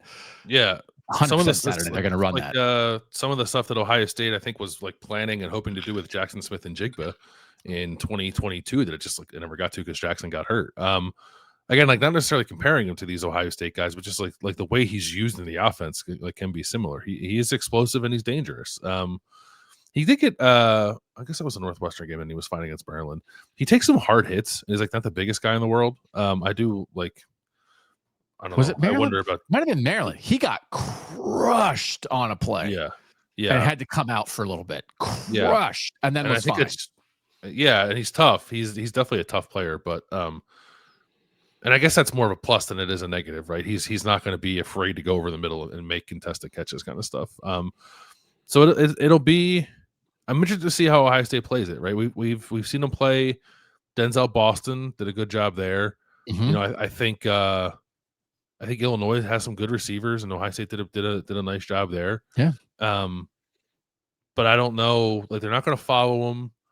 I wonder if they might like try to double him a little bit if they feel like they can get away with that, because there's just not a whole like McCulley is good, but it's not quite the same threat level. And then beyond that, it's like really not much of a passing threat at all. So will Andrew Marsh get at all like the kind of treatment that Michigan's given like Marvin Harrison Jr. and Jeremiah the last couple of years? I think they could. Marlon Klein's probably their 3rd best passing threat. As a tight end, he has 19 catches for 209, but it really is Marsh and McCulley, and it really is Marsh. And again, it's just to say that even when Michigan was good, you could go into the Michigan game and there wasn't even like Roman Wilson and Ronnie Bell. It's like, were you scared of Roman Wilson and Ronnie Bell? It's like they're functional within the offense, but it's not where they start offensively. This is kind of where they start offensively right now. As good as Marshall is, I think Marsh is actually like the guy that creates the other stuff, because they will go deep, they will throw short. He's good after the catch. He caught a fade for a touchdown. He caught a huge deep ball last week that really mattered. Like they just are going to go to him a lot. And it's just the story of Michigan receiving the last, like the evolution of Ohio State, Michigan football. One of the primary things has been like the gap in the passing game, especially when it comes to receiver play. And finally, there's a guy for Michigan who looks like he could play for Ohio State. So we're not saying he's better than Ohio State guys. That's probably the best way to say it. Yeah, that's probably the best way to say it. It's like we're not saying he's better than anybody, like whatever, but like talent wise, he could absolutely play at Ohio State. If he's the number 82 recruit in the country from Texas, certainly could be at Ohio State. If he was at Ohio State and healthy, he would have been Ohio State's leading receiver last week, no doubt about it. And it might have made you say, oh, they're actually okay without Jeremiah Smith and Carnell Tate, instead of it feeling like the offense is on fire because they have 2 receiver injuries. So that's all. It's like, oh, could Michigan's best receiver be Ohio State's 3rd best receiver?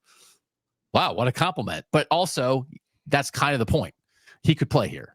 So he's really good. Don't underestimate him. He's not Jeremiah Smith. Nobody is. And then, Bryce Underwood, again, just kind of hot and cold, not a ton of design runs. 241 scramble yards this year, 143 design runs. The last 4 games, he's had 6 designed runs for like 50 yards. And then, he's had last 4 games, 14 scramble yards, 38 scramble yards, 23, 25. So like, again, I just think like he'll drop on a, 3rd and 6, he'll get 8 yards up the middle at times. As you said, maybe don't blitz him too much on 3rd down, but high ceiling, still is making mistakes, I think is the main evaluation of Bryce Underwood. And so that's a wild card. So if he's at the ceiling a lot and Ohio State doesn't take advantage of mistakes, then Ohio State might be in trouble. If they can make him make 4 freshman mistakes in this game and live with a couple of the great plays he makes, they'll be sitting pretty. But Ohio State's going to see a lot of Bryce Underwood over the next couple of years. And I am very curious from the nerves, emotion, mental standpoint of all this. It's a Michigan kid who almost went to LSU and then decided to stay at Michigan. Like I'm curious to see how Bryce Underwood plays in the game. Yeah, me too. And it's not like whatever he played against Oklahoma, I thought he looked really overwhelmed, but he's been better since then. And he's a guy who like plays with a lot of emotion, I feel like. So I wonder that can be a great thing, but in a game like this, we know it can be a bad thing too. So yeah, I'll be interested to see what kind of balance he strikes there. Are you like me anticipating we see more designed run from him in this game? I can't tell. I cannot tell. Like, have they been saving it? But I feel like on one level, I've kind of been waiting all year for them to run Bryce Underwood. And like the only game where he really ran was Central Michigan. So this isn't a MAC defense. That was a Biff Poggi game, right? And that was a Biff Poggi game. So like this is not a MAC defense. And then like they didn't, they definitely, the first 2 games, they definitely tamped him down. And then Sharon Moore was suspended for 2 games. Biff Poggi was the interim head coach. And then he ran more in those 2 games. But then like they didn't then sort of continue that. They are not running, like he had a zone read keep against Maryland in the middle of the 3rd quarter that I was like, oh, because like it was the first time that he kept the ball on a design run the whole game. So if it is, then it's something that they have been saving. Either it's because they're saving it for Ohio State and they just didn't want him to take hits all year, but now it's go time. Yeah. But that's kind of how I feel. Yeah. But I'm not necessarily anticipating it. I just feel like maybe it's not a primary part of their offense. And if they're going to run the ball, they're going to hand it to Jordan Marshall. And like they run a lot of RPO stuff. So, they do. Like maybe there's going to be options on there. If I don't hand it to Marshall, then it's not there on the throw. Now I'll keep it, but I am not anticipating it. But the idea that they've been saving it for Saturday maybe could be true. Yeah, they had a play. I'm looking at my notes. It was a Northwestern game where they ran like a slide RPO with a tight end. So that's like when the tight end comes back across, like Lincoln's on a block, and he just goes into the flat, and then you pull it and throw it to him in the flat. Ohio State did that a couple times last week with Max Clare. But there was also a rollout with it. So then it sort of turned into like a run pass option. So because you can hand it off, or Underwood can keep it himself and run. And he did on that play. And he ran for, I think, a first down because the linebacker like ran with the tight end. So it was just like a huge gap that opened there. And that's like, for all intents and purposes, that's like defending the triple option kind of. And Ohio State just like not seen really any of that this year. And it was just like one play that stuck out to me. But I thought to myself, like, I wonder if Michigan might try any more of that. Like, get Underwood on the perimeter with an option to hand it off, an option to throw it, or an option to keep it and run it himself. And like, what does that look like? How does Ohio State defend that? Okay. Strategically, you think blitz him a decent amount on first and second downs? Don't blitz him on third down and spy him? Yeah. With Arvel. And then, I mean, everybody watching this, you watched the Ohio State-Washington game. They spied the heck out of Devon Williams Jr., and he played his worst game of the year. And there's no better spies in the country than Arvel, Reese, and Sonny Styles. And so, like, this is real opportunity here. Because again, with anything, the couple times that you've seen it, you light him up on third down, and then he just scrambles up the middle. And it's like, well, you don't want that to happen. So, cage him, spy him, make him throw it. But when he's at his best, he's in rhythm. So they'll roll the pocket with him sometimes, but he can really get in it. You can feel him get going. He'll have a drive where it's just like he's feeling it, and it's just like bang, RPO, bang, little rollout, bang, something to tight end, bang, shot down the sideline, RPO, right? Like, it is, when it's good, it's good. Mm-hmm. But he makes mistakes every game. He does. Because he's a true freshman and he hasn't completely shaken it. All right. I went super long on that, but I just I wanted sometimes I do this, at least with the big game breakdown. Sometimes I just talk about the opposition the whole time. Cause I'm like, Ohio State, you guys know them. They're good. And it's like, it's an Ohio State show. Did we talk about Ohio State? So I wanted to make sure that I talked about how good this Ohio State defense was. Sure. And I wanted to make sure that everybody knew that I stayed up until 3:00 in the morning watching Arvel Reese play 4 straight football games because I wanted to know exactly what he was and wasn't doing. Okay. Your turn. No, it was good. It was good. I don't. I think I I just approach it a little differently. I just have some more ideas that I want to talk about. But yes, a couple of things just sort of statistically before we do that. I looked at FEI over the last 5 years, like you did. So when this winning streak for Michigan started up through this year, this is going to be the first time where neither Ohio State's offense nor Michigan's defense are top 10 in FEI over this, because Ohio State's offense is 11th, so it's just on the outside. Michigan's defense is 29th. By year since 2021, Michigan's defense in FEI 12th, 7th, 1st, 6th, 29th. So it's not a bad defense, but it's a somewhat significantly worse Michigan defense than Ohio State has seen over the last couple of years by that particular profile. Yards per play, it's kind of the same deal. Again, this is the first time since 2021 that both of these teams, offense, defense, are outside of the top 10 in yards per play. Ohio State's offense is 12th. Michigan's defense is 15th. Michigan was also 15th last year, but Ohio State's offense was 3rd. So Michigan's defense yards per play since 21, 14th in the country, 7th, 4th, 15th, 15th. So again, quite good, but a notch below where it was when it really felt like Michigan's defense was kind of the dominating force in this rivalry for a couple of years. SP plus, Ohio State's offense is number 6. Michigan's defense is top 10. It's number 10. That's a little more opponent adjusted play-to-play stuff than FEI is more drive based, as we've discussed. Some of the situational stuff, Ohio State on third down offense, number 2 in the country, 55.8%. Michigan defense, number 44 in the country, 35.8%. Although teams are really compacted, so I don't want 44 sounds bad. It's actually not that bad. Red zone touchdown percentage, Ohio State getting better, up to 23rd in the country, 71.2%. They want to be north of 70 or 75, but they're kind of where they want to be. Michigan's defense, number 26, 52.9%. So all those things favor Ohio State's offense, which I don't think we're surprised by, but I Michigan's defense is sort of an interesting watch, I think, because there are guys that really jump out at you. But I don't know, sort of across the board, when we did this mid-season sort of check-in, we talked about dude quotient. Just not quite as high, I think, for Michigan this time around, especially on defense. Solid, yes. Overwhelming in spots, I'm not entirely sure. But there are matchups to get into that I think, depending on how well guys show up for Ohio State, especially up front, primarily up front, and maybe exclusively up front. could be matchups that swing the game. So the first like sort of like idea I want to like get into, because I was just going back watching games, and there was one play from the Maryland game, and I was like, well, that's it.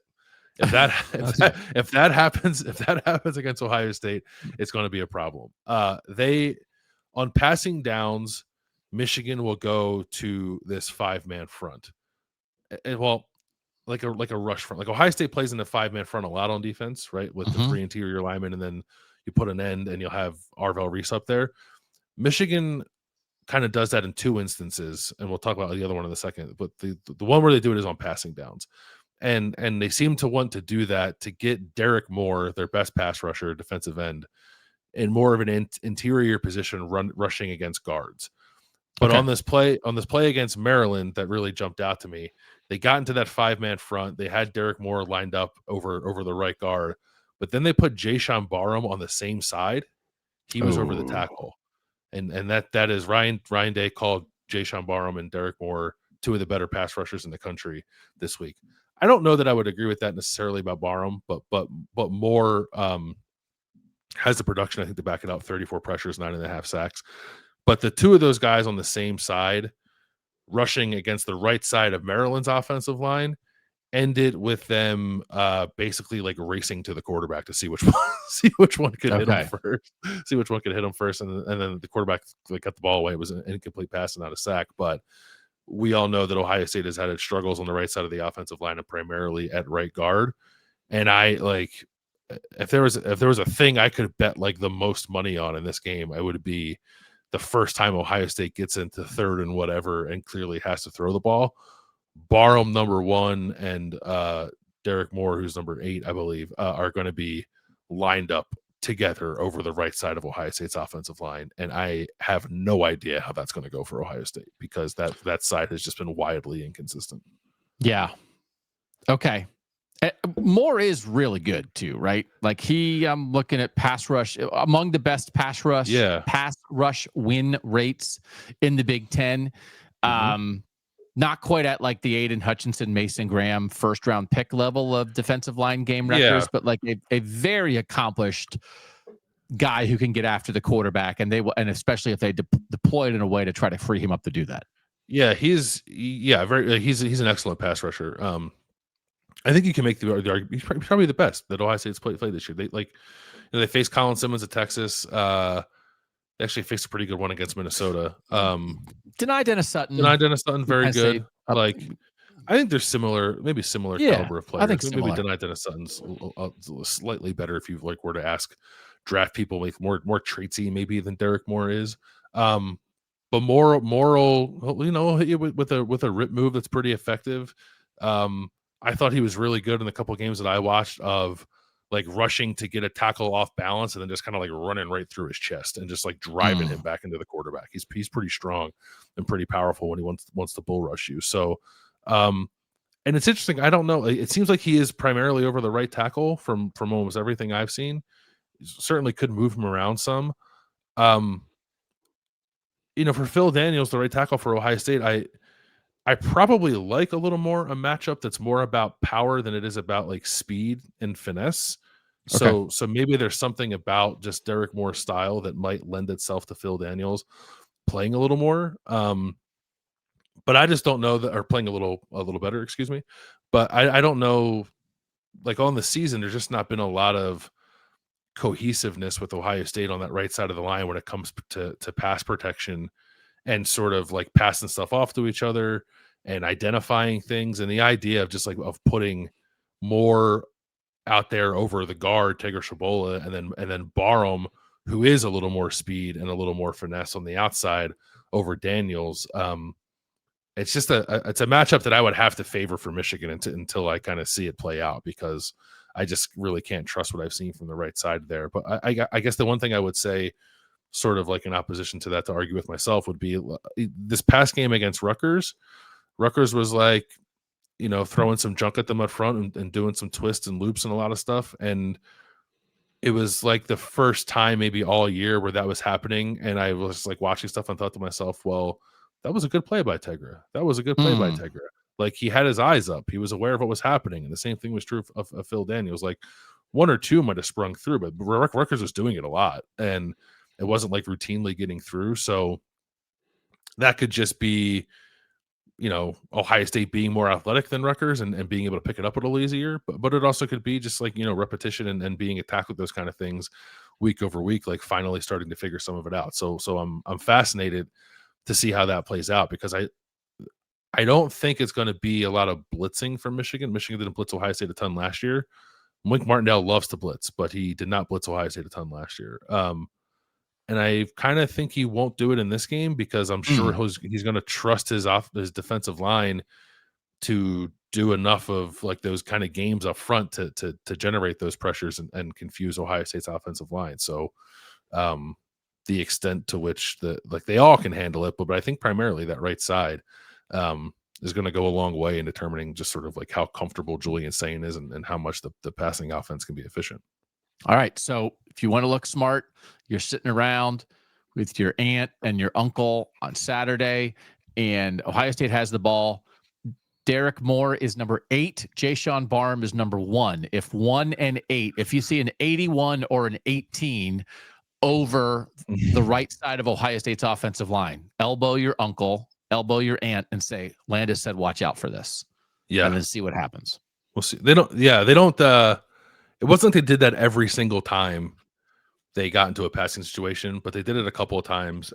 But the thing that is consistent in those passing situations is they're putting more on the interior. They're letting him rush a guard, and they're doing it with 5 players. And sometimes they'll bring a linebacker for a 6 to like make sure everybody's got a 1-on-1. And if you're a guard, blocking Derek Moore is pretty tough. Same thing with Arvel Reese. If you're a guard, blocking Arvel Reese is pretty tough. So Wink Martindale smart. He creates advantages for his players.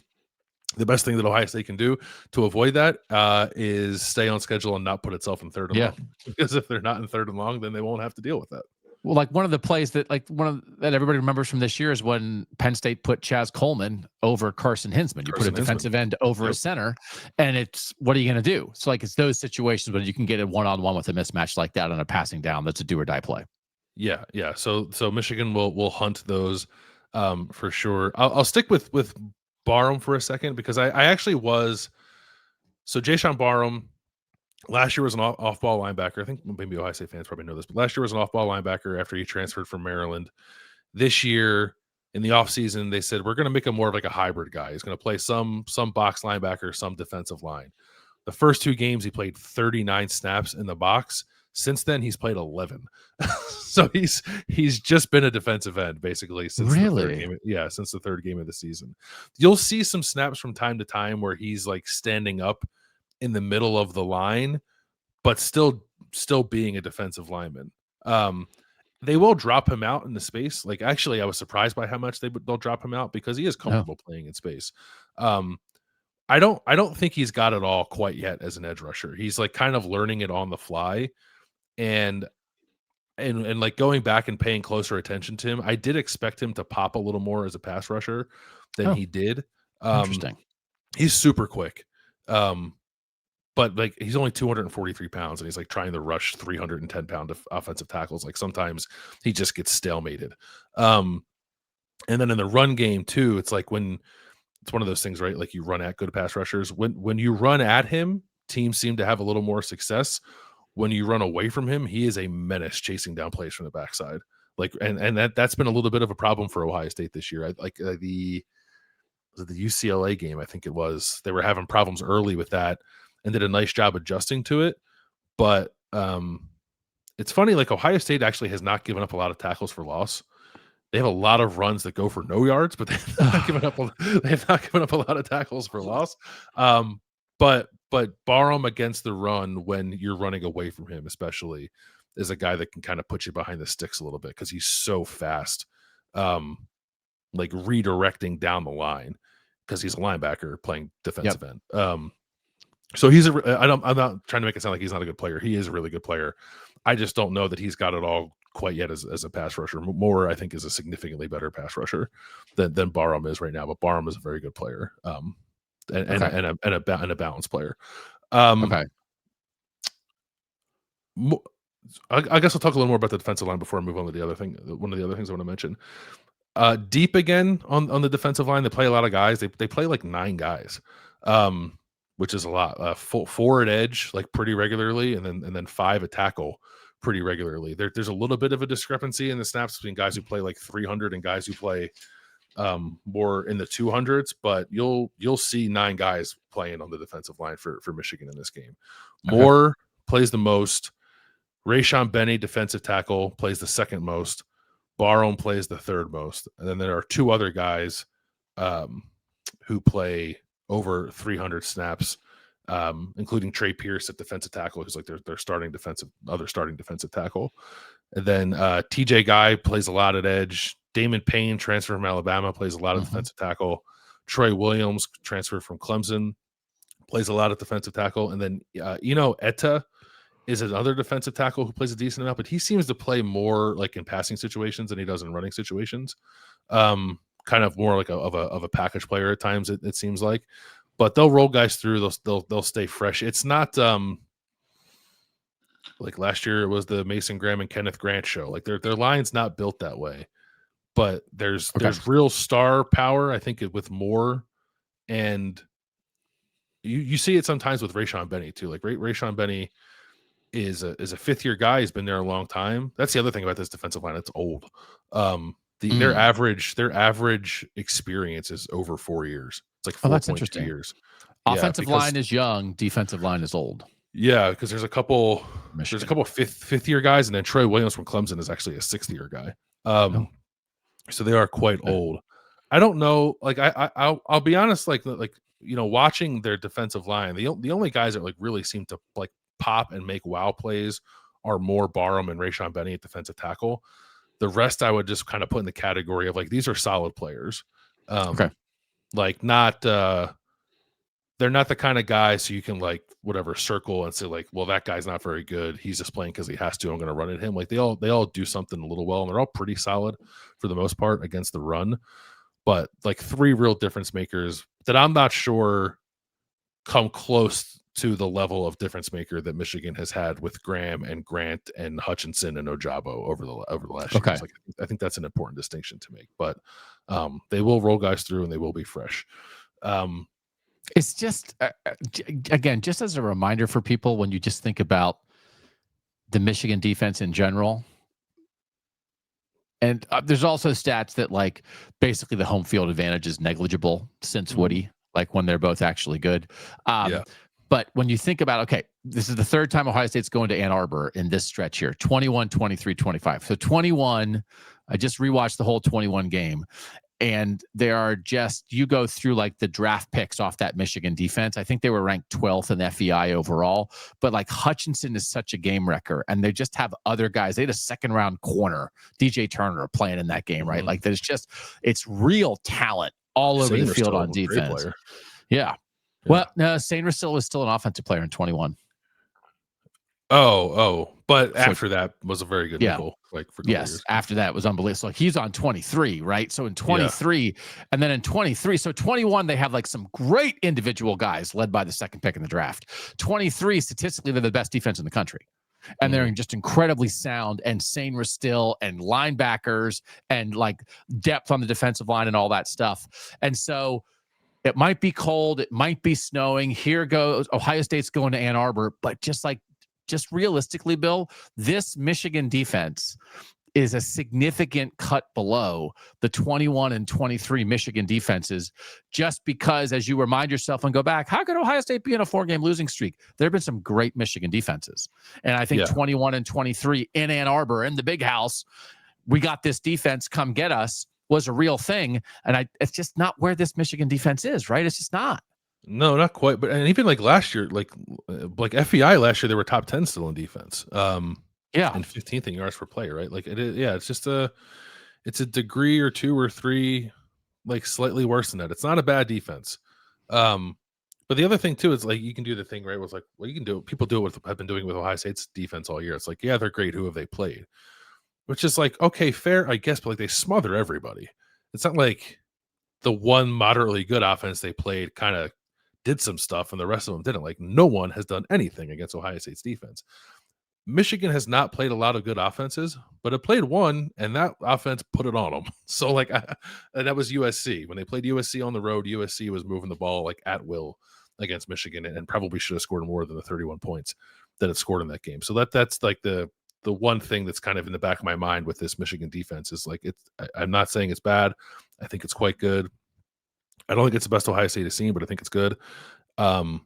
But the one time they played a team that like wants to spread you out and has athletes and has good receivers, like they couldn't do anything to stop it. And we've talked about that USC offense all year. Efficient.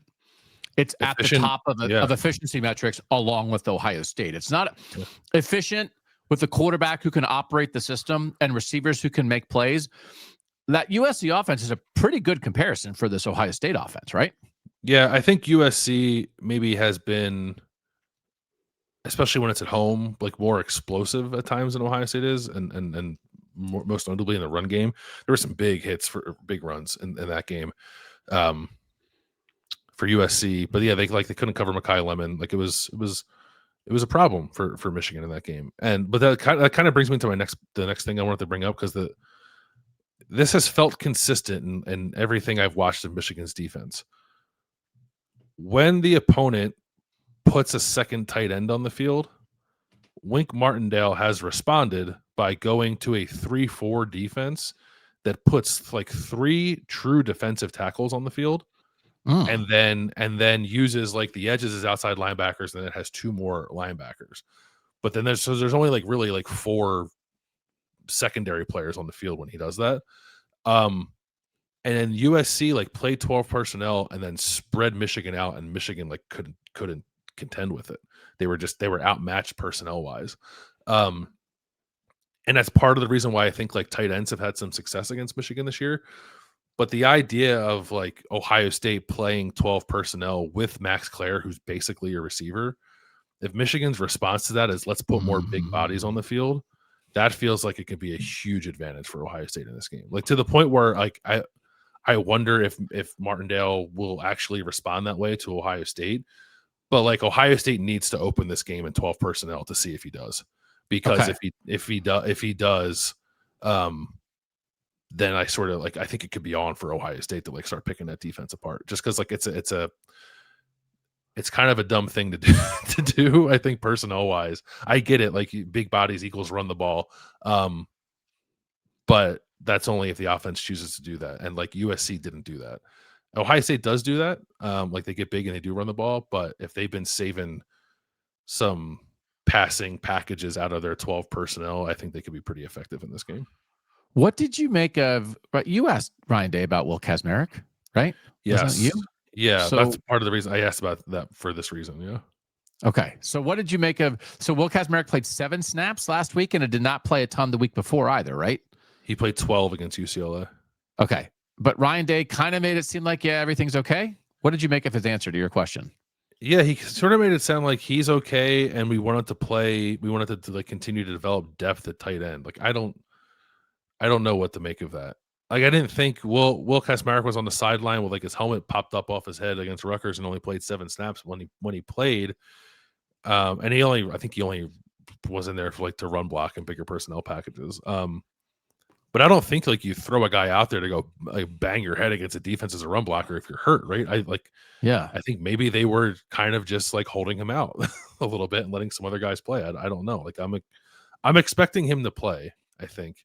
And like play his normal allotment of snaps and do the stuff that he's done all year. But it was kind of weird to see him only play 19 snaps the last 2 weeks.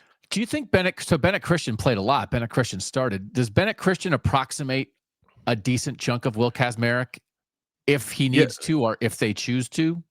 I think he can at times. Yes. I just think like Bennett Christian's blocking is far more inconsistent than Kazmarek. Kazmarek is by a significant margin their most reliable blocking tight end. Okay.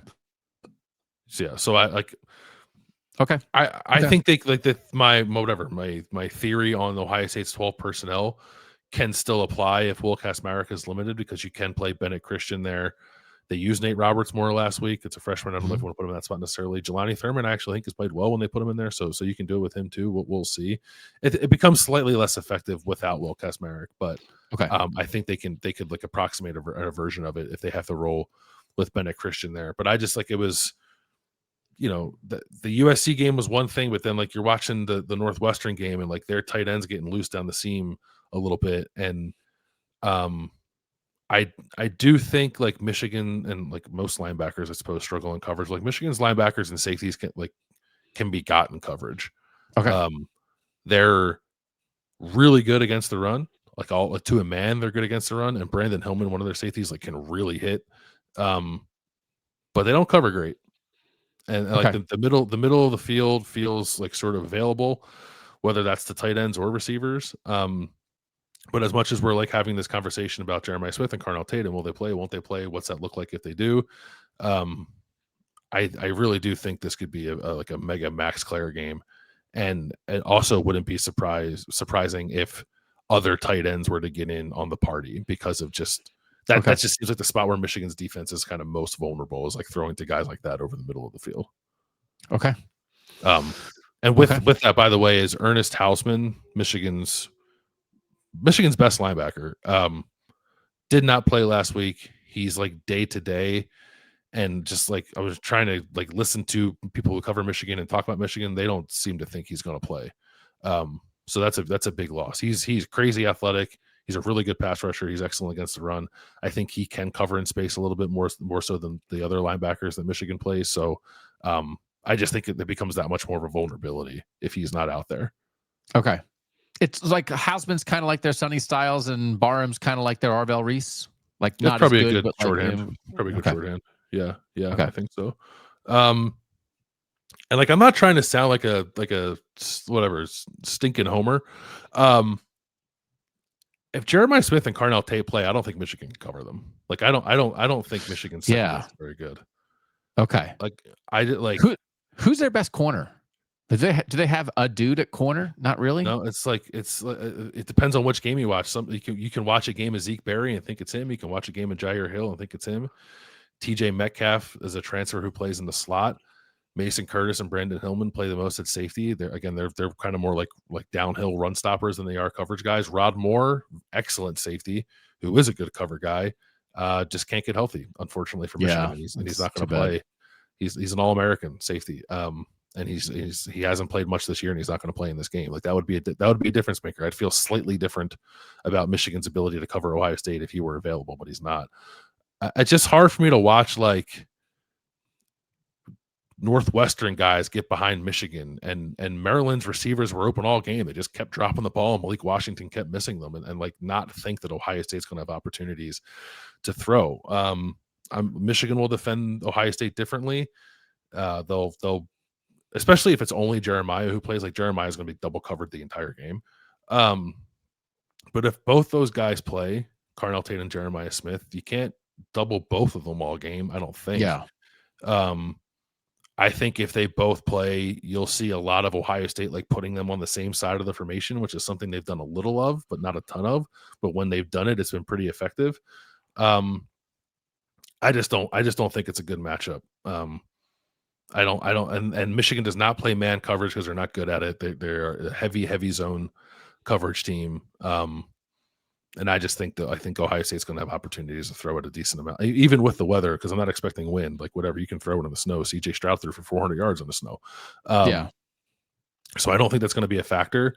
The only way it becomes honestly, the way it becomes a factor is if like Julian Saint's under duress the whole time. But if he's not, and we know how good he is at avoiding pressure and like making himself space to get throws off, I guess I'll say it this way: like Ohio State should be able to throw the ball well in this game. I don't want to speak about it like it's a guarantee because it felt that way last year too, and then they just didn't do it. But even if Jeremiah Smith and Carnell Tate aren't 100%, and I wouldn't expect them to be if they play. I don't think Michigan can cover them.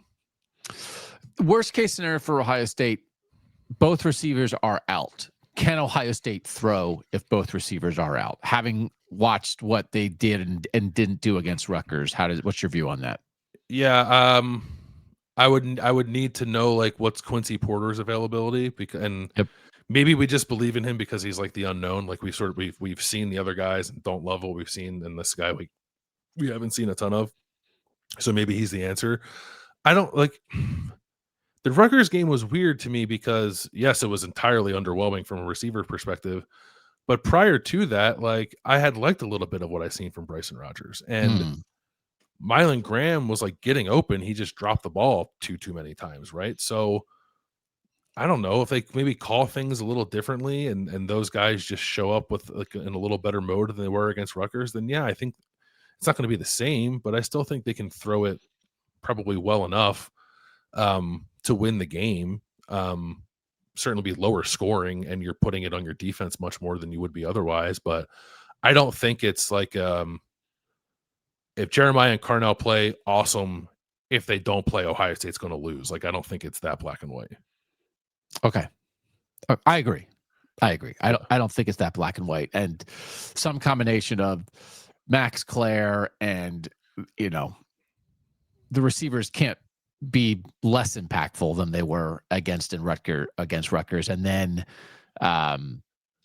the run game that has risen to the challenge here a little bit. And then also just like the foundation of the backbone of this Ohio State defense. I agree. I don't know that, we're going to do it on our feeling show on Substack, and you can join us there. Bill and Doug OSU.substack.com/the-game-special to get your free trial. There's a lot of nervous Ohio State fans, but that's just normal nervous. That I think people, right. Understand. Oh man, it feels like maybe at least one of the receivers will be out there, but even if they're not, there are other things at play here for Ohio State. That there have been times where Ohio State, they're always excellent in the throw game, but then what else after that? And that's the thing. If you go back through the history of this Michigan series, it's like, okay, like you watch some of the things like, oh, like the game where Chip Trayanum's a linebacker and he's now the starting running back, and the times when they clearly had the second best defense in the game, and sometimes they weren't sure how much they could rely on this defense, or that Jim Knowles was making goofy calls to take them out of good situations and hand Michigan opportunities. And so that the throw game is in question going into this game. I think in the past 4 years, if you had a situation where Ohio State's 2 All-American receivers might not play any of the previous 4 years, I think people would be freaking out far more than they're freaking out now, because Ohio State's never had a backbone and a foundation in the other areas like they do right now. And they still matter tremendously. But what you just said, if they don't play, it's not like Ohio State's going to lose. I think everybody agrees with that. Yeah. And I guess like to get it out there, my thought at the moment is, as we're recording this at 12:08 on Wednesday, that Jeremiah will play and Carnell will see. Like, I don't have a great feel for that. Like, that's okay. I don't know where you are with that. That's where I think that's probably where I am too. Yeah. Probably where I am too. This is like to quickly to talk about like Michigan's run defense, Ohio State's run game. Michigan's run defense statistically very good, 2.98 yards per carry allowed, like excellent. And like they faced Nebraska with Emmett Johnson, they held him in check. They faced Washington with Jonah Coleman, they held him in check. Really kind of smothered the run games of Maryland and Northwestern and Purdue the last couple of weeks. But again, like the outliers, USC. USC ripped off 6.2 yards per carry, 224 yards in that game. Michigan has allowed 100 yards in 3 other games. 138 to Oklahoma on 40 carries. 115 to Michigan State on 38 carries. 138 to Purdue on 39 carries. So the efficiency there is pretty low. And then USC 224 on 36 carries. And that was USC like a heavy like gap scheme counter kind of team. And maybe it's just coincidence and it won't matter. But like last week against Rutgers was like the best Ohio State's run counter all year. So I don't know. That probably has a far more to do with Rutgers than it does Ohio State. In fact, it definitely has more to do with Rutgers than it does Ohio State. But I think it's still about those more kind of like perimeter hitting runs for Ohio State if they can get them, than it is like trying to run it up the middle and move Michigan's defensive line in the way they were trying to do too often last year. And then like just quickly on Ohio State's running backs, like I agree with the Ryan Day's assessment that they're all like kind of to a man playing better. And it is interesting to look, like everyone likes Bo Jackson, right? They think he's the guy and he's been playing well. his numbers are like the same as Jordan Marshall's and Justice Haynes. They have more touchdowns, but like Jordan Marshall's 6.09 yards per carry. Bo Jackson's better, 6.47. Marshall has 871 yards. Jackson has 835. Like Jackson, I don't know that I predict it, but he could become 1,000-yard rusher in this game against Michigan with like 170 yards or so. So, and he's only getting the ball 12 times a game. So, the run game is not the thing Ohio State needs to show up and hang its hat on. I think the RPO game could be, and with that, as you hopefully like soften up Michigan's defense a little bit, maybe you can run it some. The thing that I would be surprised, maybe this is famous last words too. Michigan was able to entirely shut down Ohio State's rushing attack, like while maintaining a light box last year. I don't know that they'll be able to do that this year. And that's less about Ohio State's run game being better than it was last year. I think it's about the same, and the running back position is slightly worse this year. Not slightly worse; it's significantly worse. But in terms of like efficiency and offensive line play and all that stuff, like it's kind of the same as it was last year. I don't. Michigan doesn't have guys like Graham and Grant who can just like own their gaps and kind of do it themselves. So, it just makes me interested in how Michigan will play it. Will Michigan try to play the exact same way it played it last year, or do they understand they're not the same personnel wise and have to play it a little differently? And if they do, does that take the roof off the passing game at all? Because Ohio State really could not attack downfield last year with the way Michigan was defending them. Maybe they'll have some more opportunities to do that this year because Michigan will have to defend the run a little differently. What's your vibe for Julian saying in this game? RPO game, taking the shots if and when they're there. That's the biggest thing. I think that's the biggest question on my mind is when the shots are there, will he take them? And I think if it's to Smith and Tate, he will. If it's to anybody else is the question, right? Like you can't waste the opportunities when Brandon Inniss and Max Clare are running down the field uncovered for 50-yard chunks, and you don't throw them the ball. And we had a mailbag question this week of like, what do you make of Sayan's like inability to see that? I don't think that's what it is. I think he does see it. I think if they like watch him from whatever, like the all 22 view, that's like looking at his face, he's looking right at that. I don't think it's that he's not recognizing the coverage and not recognizing the way the play is developed. I think he's doing the risk reward in his head of saying like, if that's Smith or Tate and I throw it there, they're going to catch it. And if it's not them, I'm not sure if they're going to catch it. Meanwhile, this guy who's 8 yards away from me is also open. Let's take the 8 yards, right? And I think he's got to get past that a little bit. I wanted to ask Ryan Day that on Tuesday, and I didn't ask it. I might ask it on Wednesday if I feel like there's a way to like, just like what do you talk about with Julian when guys who aren't Jeremiah and Carnell are clearly wide open and the ball doesn't go their way? Like what's the next step that gets Julian to making those throws? Does he need to do it in the Michigan game? Or as we talked about on our quarterback show on Tuesday, if Julian Sayin doesn't throw a pick and is like a decent version of his efficient self, is Ohio State in very good position to win this, even if he turns down 3 deep shots that might have been there? Yeah, quite possibly. It's the wide open deep shots I'm talking about. Like I get if you don't want to throw a contested ball down the field to Max Clare or Brandon Inniss, but those guys there was no one within 20 yards. Like there's no risk. There's no actual risk. It's not going to be picked. Yeah, it's not going to be unless you throw a line drive at chest level to them. Like it's not. Yeah, which he doesn't do. So like, I think it's just having to, because even if you look at his throws of 20 plus yards. It's like double digits to Tate and Smith and like 5 to Clare and then like 2 or fewer for everybody else. Just like he doesn't have a lot of reps throwing to those guys down the field in games. And, and even the stuff with Tate and Smith is like, especially with Smith, is like something he had to like kind of grow into a little bit. And it's kind of a shame that like he finally got to it and then he lost both those guys for a couple of games. But like, the Penn State game, they were bombing it all over the place. So I think that's like,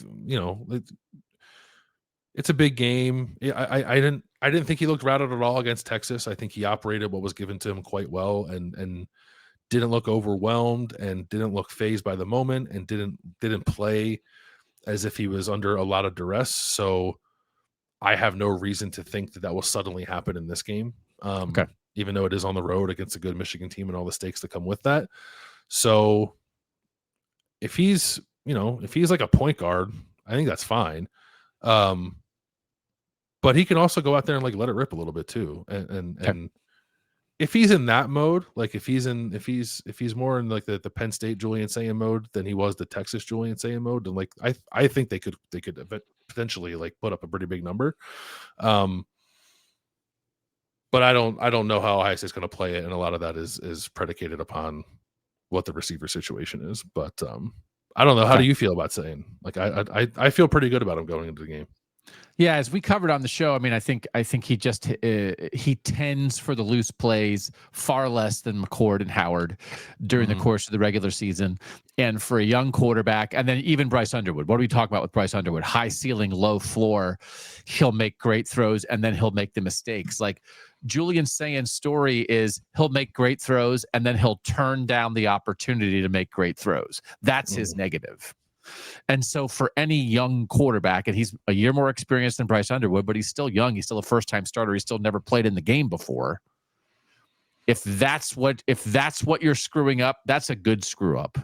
Yeah. And then when you look at the history again of Ohio State quarterbacks throwing interceptions in this game has killed them the past 2 years. Ryan Day, he still says no. He has the most talented passing attack in the country, and the first thing he always says is take care of the ball.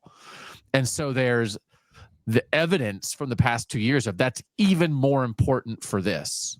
So I don't know if he'll pull the trigger on. I think Ohio State fans could walk away from Saturday thinking like, oh man, there were a couple that were there, especially to your point of if it was somebody other than Tate or Smith running open. But as long as he doesn't throw a pick that gets returned inside the 10-yard line, I think Ohio State's probably okay.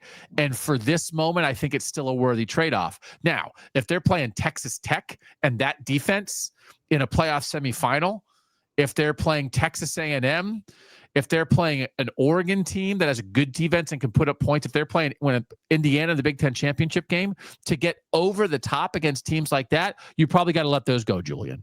You probably got to make yourself take those risks because no matter how good Ohio State is, they probably still need to hit some of those to beat the best teams in the country. I don't know if that's the plan for Michigan. It might be even more take care of the ball and let our defense handle the rest. And we like the position we'll be in. Yeah, I think you and I are in the same spot there. And I don't think Julian Sayin's like quite ready to like be. Well, maybe he is ready. I don't know. He just hasn't had to be yet. Like if it's a tight game for whatever reason, and like we know all the reasons it can get there, like is he ready to like kind of put the offense on his back and do some dipsy do stuff and make some plays and do some stuff scrambling? We've seen him run a little bit. Like if it turns into that kind of game, I'm more curious than I am like sure that he can or cannot do it. It's a thing like whatever that's stupid column that dude from Football Scoop wrote about Julian saying he can't win the Heisman because he's not lost or been in a losing position enough. It could definitely happen in this game, and I'm just like fascinated to see what he looks like in a situation like that if it were to occur. Okay. Anything else on that side of the ball? Ohio State offense, Michigan defense? Nope. I think I covered it. All right. It's a 10.5-point spread. As we record here on Wednesday, the total is 43.5. Bill Landis, would you like to make a prediction for Ohio State at Michigan in the game?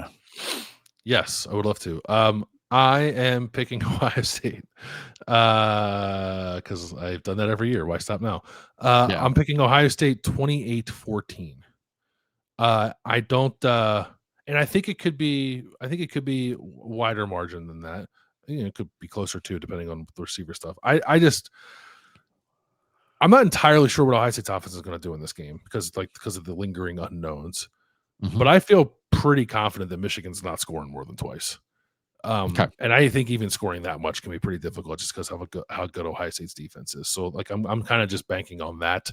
And it could be 17-14 in a real stinker of a game and kind of a slugfest. I don't think I'd be floored by that, but I think the thing that could happen in this game that I'd be most surprised by is like Michigan's offense finally being the one that cracks Ohio State's defense for something more than a couple of scores. Yeah. Okay. A note of a mistake that I made in a show recently. We were talking about the idea of Ohio State hasn't allowed more than 23 points and has scored 24 in every one of them, but they didn't score 24 against Texas in a game that was 14-7. It was pointed out to us by one of our subscribers. So that was a mistake by me. So but other than that, they have scored at least 24 in every game. So you were 28-14 Ohio State. So you are slightly under, and you do have Ohio State to cover. Not a gambling show, but if you care about those things. I started off this show with Ohio State with a 28, and then as you were talking about the Ohio State offense, I did scooch them up to 31, even though I agree with the idea of Ryan Day doesn't want to kick field goals. But I guess this is maybe like they get in the red zone and they get a penalty and they wind up like with 4th and goal from the 13 or something, right? And you're not going to go for it, and it's a 30-yard field goal. So okay, we'll kick it. So I have 31-16. Okay. So, which is, again, just having watched enough of Bryce Underwood and Jordan Marshall's, do I think they could score 3 times?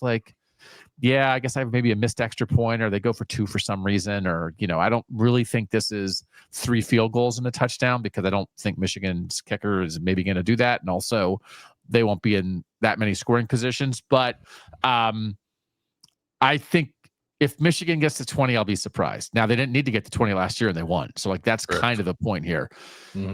20 seems like a lot to ask of Michigan's offense. So then can Ohio State's offense get to at least 20 and make sure that, okay, we backed up the defense enough that you're not looking at another 13-10. And even with the receiver uncertainty, I think there are enough things there to think, yes, the Ohio State offense can get to 20. Yeah. I think we're of similar minds here. A question was asked to me on a podcast this week. If for whatever reason the opportunity presented itself for Ryan Day to run Michigan off the field, I don't think he'd do it, because I think if Ohio State got up by enough for him to think it's go time, he would be taking his receivers out of the game and not leaving them out there. Because those guys would have to stay in the game for him to do that, and I don't think he would do that. Yeah. And it's just hard. It's just when, I think there's a lot of people asking about that kind of stuff. Is it more likely that Ohio State breaks the streak, with just a gigantic win, so they don't have to get tight, or whatever, or should Ohio State plant a flag if they win or whatever? And it just is one of those, again, where nothing else for 3.5 hours, nothing else in the world matters. But if the game is in hand, or if the game has just ended and Ohio State has won, then the next things do matter, because you've accomplished what you're trying to do here. And so rubbing it in on Michigan, or running it up on Michigan, or planting a flag on Michigan, beating Michigan is the most important thing. Sticking it to Michigan, I don't know if that is more important than getting ready to play Indiana, than getting ready for a playoff run. Then, so I don't know if it was back in the old days and you had 40 days off until your next game, then maybe you would stick it to Michigan if you have the opportunity. But especially given the health stuff, as you said, once this game's won, that's the victory. And then you got other stuff to think about. Yeah. Yeah. I don't think I just worry about winning the game. Don't worry about what it looks like or what you do after. Just win the game first. So you'll be, I'm sure you'll be down on the field or whatever, and getting your. I don't know that we're allowed on the field. I can't remember. Oh, but you'll be ready for pepper spray and flag planting, and you got to be prepared for it. But I do now. I missed it last year because I walked down and I just walked underneath the south stands instead of walking onto the field. And then I got to the tunnel and there were guys walking out the tunnel crying and screaming. I was like, what the hell happened? I had no idea. I had no idea what happened. Oh, wow. 10 minutes later. Yeah. Yeah. Okay. 28-14, Bill Landis, 31-16 for me. We will have an immediate post-game show on this YouTube channel. So we would suggest that you subscribe. Tell your friends about the Bill and Doug show so you don't miss that post-game show on Saturday. We'll have national picks that will go up on Thursday. And we're going to continue this ride through the rest of the season. And we appreciate that we get to hang out with you guys talking about ball and talking about the Ohio State Buckeyes. We obviously do some national college football stuff as well, but this is the bread and butter. This is as good as it gets. This is the best rivalry in college sports and arguably the best rivalry in North American sport in general. And we will be covering it to the utmost here on the YouTube channels and the podcast feed. And of course, on our Substack, Bill and Doug, osu.substack.com. If you put in /the game special, you'll get to check it out for free for at least like the next 8 days or so. So anything else for the folks, Landis? Are we good to go? I think 2 hours and 5 minutes about covers it. All right. You want to get back on in like 20 minutes and start another 2-hour show? Is that the plan? Yeah. So the other show today will be over on the Substack feed, talking thoughts, feelings. We have survey questions, hundreds and hundreds and hundreds of responses from our Substack subscribers talking about their feelings for the game. And we'll also squeeze in some what you're watching, what you're eating, what you're thinking over there with the Substack folks. So for now, so grateful to you guys. Have a great Thanksgiving with your family and your friends. Have a great time watching NFL games on Thursday, a great slate of college games on Friday. And then, of course, strap in for this one at noon on Saturday. For now, he's Bill Landis. I'm Doug Lesmerises. And that was the Bill and Doug Show.